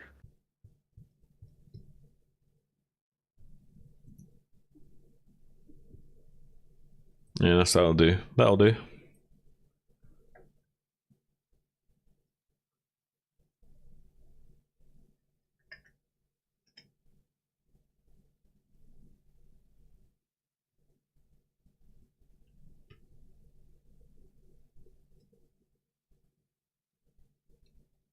Just to wrap up here, Sulky taking it home for the Zerg. What a fantastic last game here from these two players. Just so much to learn, honestly, from this entire series as a Zerg. It's like there's just a wealth of knowledge here being granted to us here from Sulky. And I mean, I think it's pretty clear now that the reason why Zerg wasn't doing too hot this season was probably because Sulky was busy with ASL, right? Yeah, I mean, it does seem to be like that. I mean, he wasn't able to, have an attendance in the earlier weeks, and now that ASL's all wrapped up, he's making a debut in the finals and just like cleaning up shop, it seems. And kind of like has the advantage of that recent victory, both in his own momentum and confidence and being able to play his absolute best, and also having an air of intimidation factor against his opponents. They're going to be even more scared of Sulky than ever before after his recent showing in ASL. So even that might be factoring in a little bit in these games and giving a little bit of a psychological edge to him against some of these players that just seem a little bit shaky today, to be fair. Like Bisu and Mini just really not showing up as we expected them to. And this series is going to add to that lore, that mythos around Sulky as we continue forward and seasons to come and ASL seasons to come. Guys, this is it. We're wrapping up here for season 2 of 2024, but we'll be back for season 3 in just a week's time. Next week will be an off week, and then after that, we'll be starting up season 3. So be sure to stay on the lookout for that. Make sure you're subscribed to this channel. Also, hit the description. Check out Shun, his channel, and also hit the link in the description for KCM's version of this video. Head over there, give him some comments, give him some love, let him know that you appreciate everything that he's doing for Starcraft, and we'll see you guys in 2 weeks. Bye. Thanks, guys.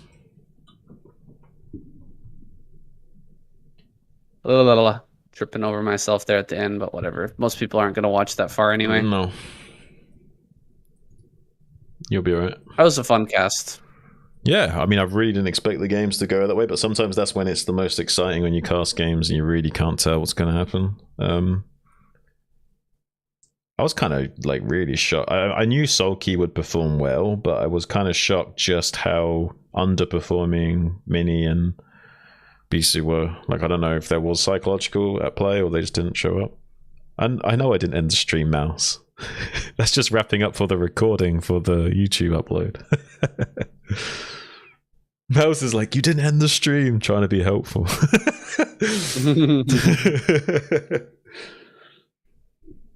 Yeah. This is like a backstage viewing you're getting, Mouse. Like, we're doing a recording here for Saiyans YouTube. Don't get too private. Yeah, don't worry, I won't say anything too crazy on stream, Mouse. I appreciate it. Thanks, Mum. I've got 2 mothers, apparently. I've got a German mum as well, you know.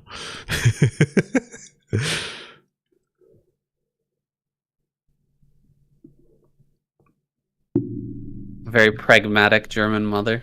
Oh yeah, Germans are very pragmatic.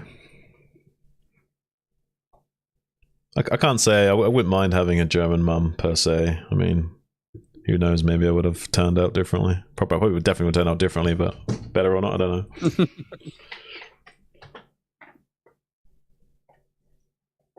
I need to think of a new intro for next season. Wonder what I should do. What should I do? Oh yeah, can we spitball that a little bit? What could? Are you going to still use a clip from the DBZ series? Yeah. Yeah, probably. What have you done before? I've done a lot of different things. Did you enjoy the cast, Mouse? How much of it did you watch? How to explain them all. I've done Roshi. You were there for that. I've done Broly. I mean, I've done so many. What have I done? I've done a bunch of different Broly ones. I don't have the really old ones. Trunks? Hmm? You done any of Trunks? I don't think I've done any of Trunks, no. Maybe we can do a Trunks one.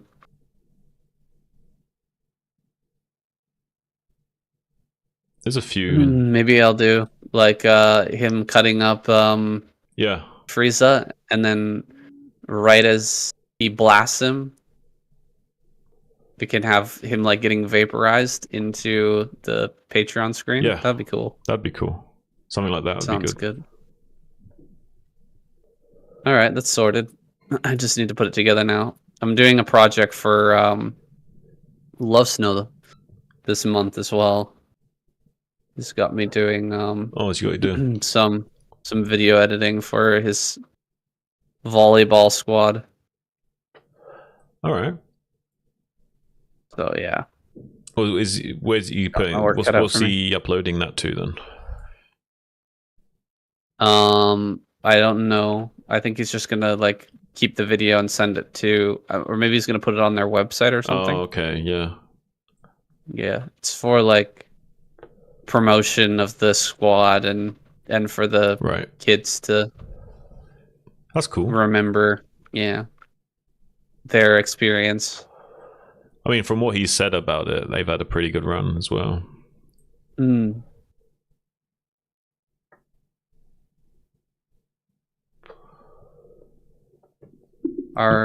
Mel said she enjoyed she enjoyed the cast and she watched half of it.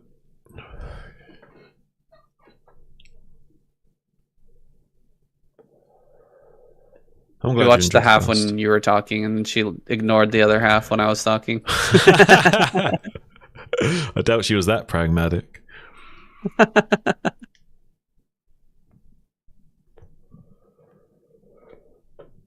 I imagine she was like being a little busy bee, going off and doing things and then coming back to it. Or suddenly getting the idea to eat something, getting some snacks, and getting distracted. Or talking to hubby. Ah, so you prepared lunch. I knew it. I knew there was food involved. We're a bit late on this upload already. I gotta put this shit together. It's already past 10. Past 10, damn. 10:23 for you then? Yeah, I usually upload at 10. It's just a little late. All good. You got any plans for the rest of the day, Mouse? I'm seeing my cousin later.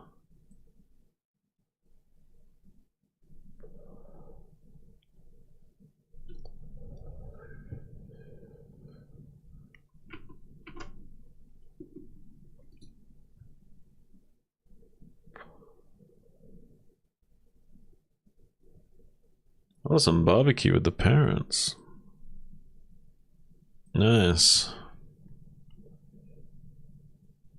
Parents-in-law, mind you.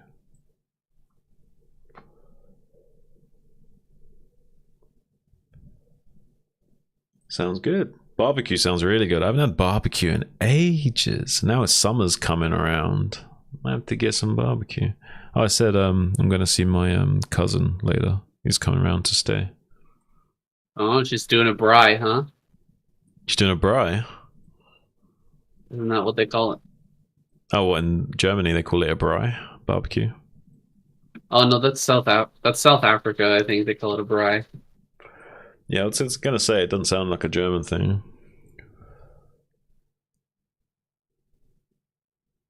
Yeah, it's been raining here as well, Mouse. But yeah, summer's soon. Soon, TM. Might be a month or two away. I mean, you might have a delayed summer that might last longer. Who knows? Global warming, am I right? Like, who knows what the fuck's gonna happen? I wonder if we'll get like a crazy hot summer. If it'll be like a, version 2.0 of last year, or if it will be a lot more chill.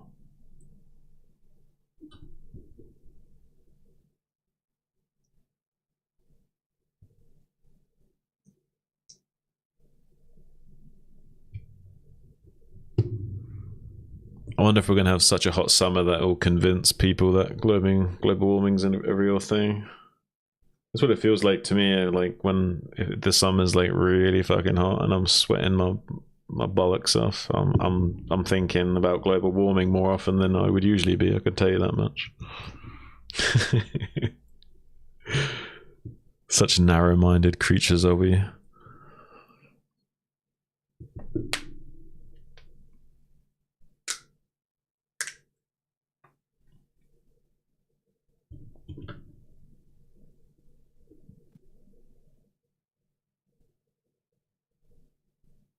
When are you doing your barbecue meals? Like, how long are you free now for?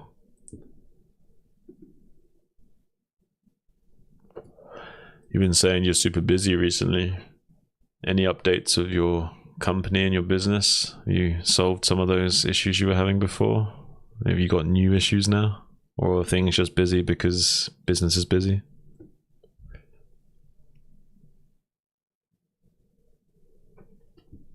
Yeah, no worries if you got to bounce. I was just curious what the updates were about your situation since you were so busy.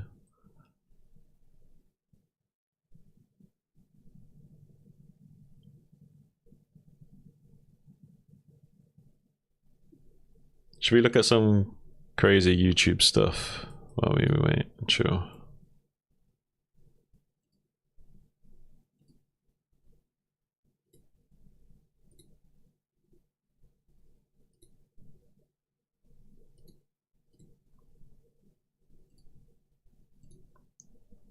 Yeah, guys, let's look at some insane stuff.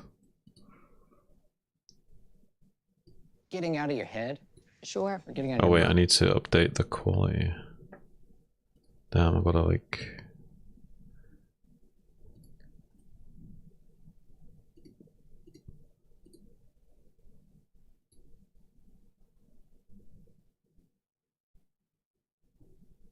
Ah, no, we lost it. Wait, this one. So disappeared and you're here. What would you do if your wife walked in the door Wait, and what? said, you know, So you were sort of left in France and your There creator we go. disappeared and Yeah, you're see that, here Mills? searching for her today. We. If I might ask the question on everybody's mind, did we find her?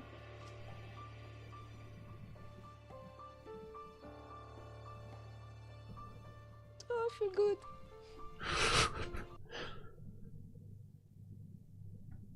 Where's the ones with this guy?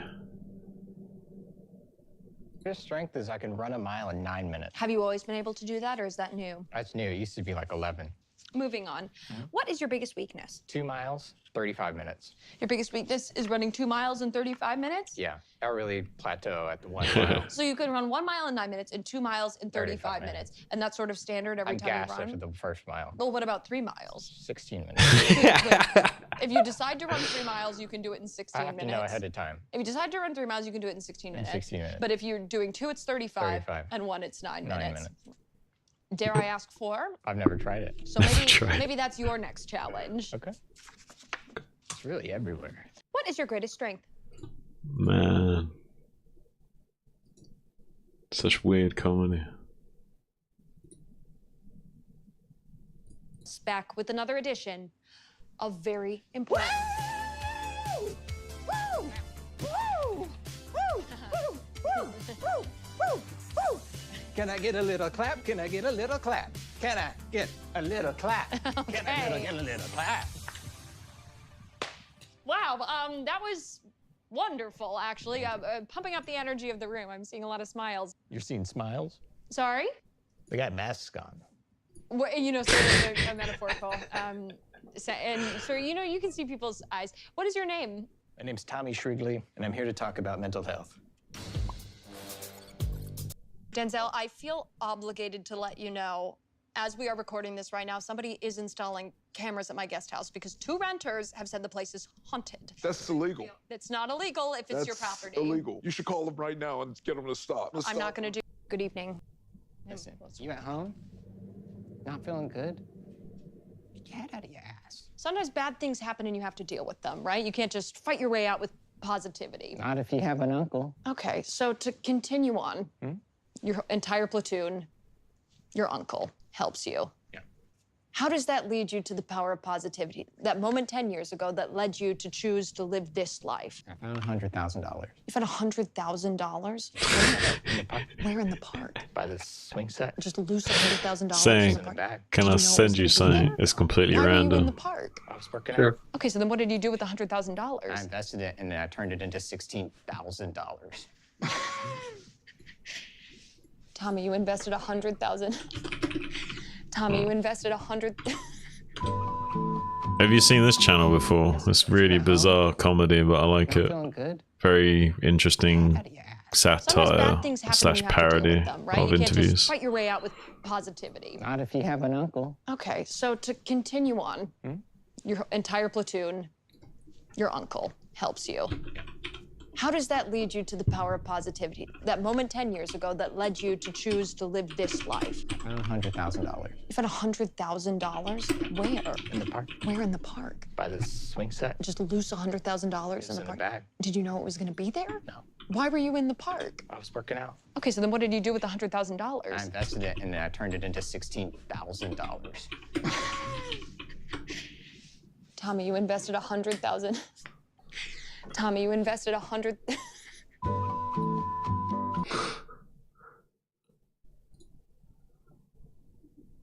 I don't know what I'm holding now. Are they hooves? Oh my God. Well, how are you watching movies? Oh, well, I just go to Redbox. We have this alien tradition. I'm detecting an accent. Where are you from? Europe. It's bizarre Bart. comedy, Yes, man. exactly. Yeah. Okay. Specifically on a map. Where? Oh yes, right in the really heart of fucking the real. smack of the dab. I need you to believe in yourself. Okay, yeah, I believe Yeah, in look, myself. this one as well.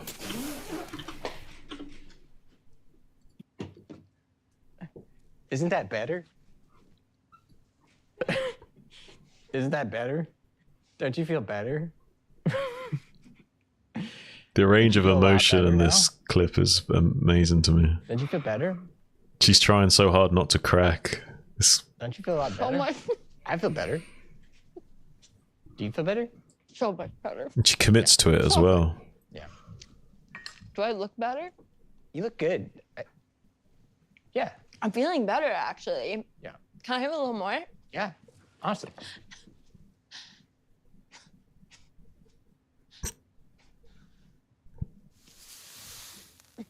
Wow. You must feel a lot better. Listen, I was not expecting this. Huh?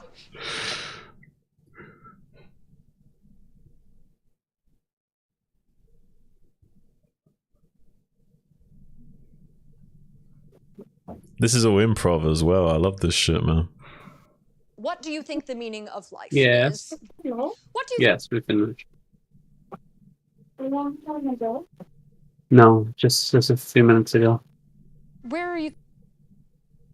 Just editing. Upload or rendering.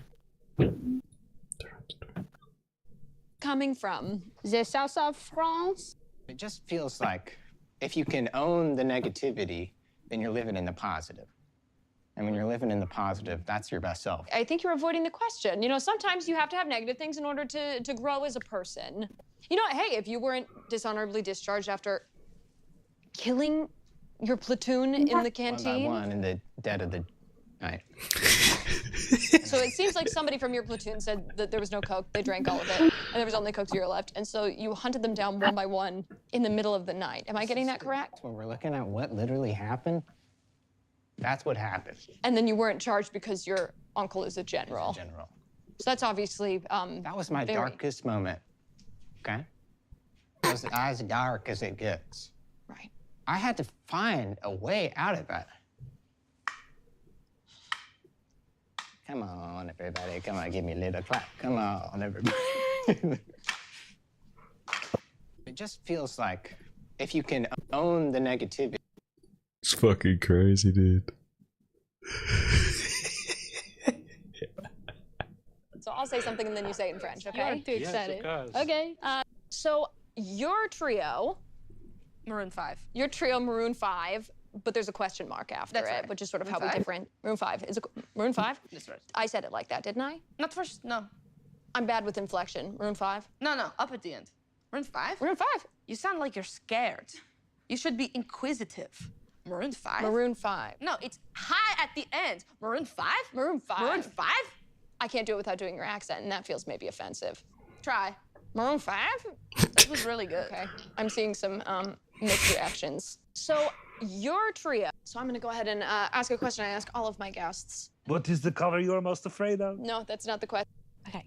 And this pager only gets specific messages directly from me. So what do? You just pop it on here? Oh yeah, just go Got ahead it? and You throw just pop that it right on? on there. Throw and that right on there? The beauty of that is that you don't actually need to check it.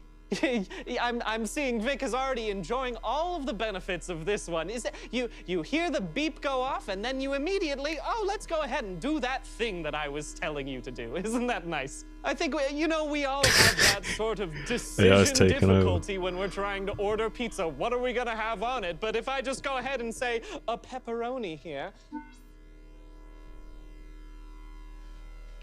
What are we ordering today, Vic? Pepperoni. Wonderful, Vic.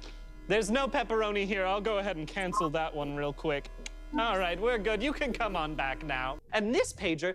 You gotta give yourself a little clap. Come on, get a little clap. Come on, everybody, little clap. Okay. Come on, everybody, get a clap. Okay, clap. Come on, everybody, get a clap. Okay. Come on, everybody, give me a clap. Come on, everybody, get a clap. Okay. Come on, everybody, get a clap. Come on, everybody, get a clap. 10 push-ups. Me? Yeah. I don't know if I could do 10 push-ups. Get your head out of your ass. Come on. I'll show you. Okay. I'll show you. Oh, okay. The kind Oh, that's you're up doing them here. on there. Watch this. Watch this. This is Okay. the get out. Bad feelings.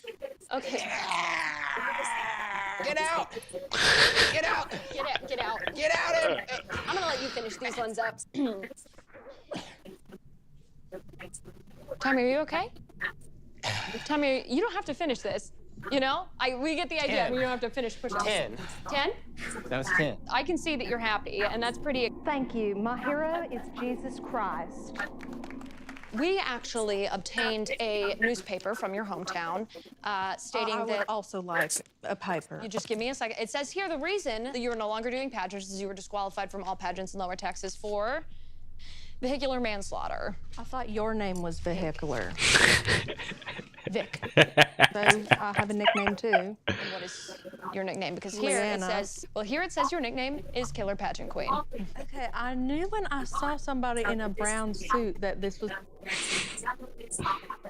I got stream anyway.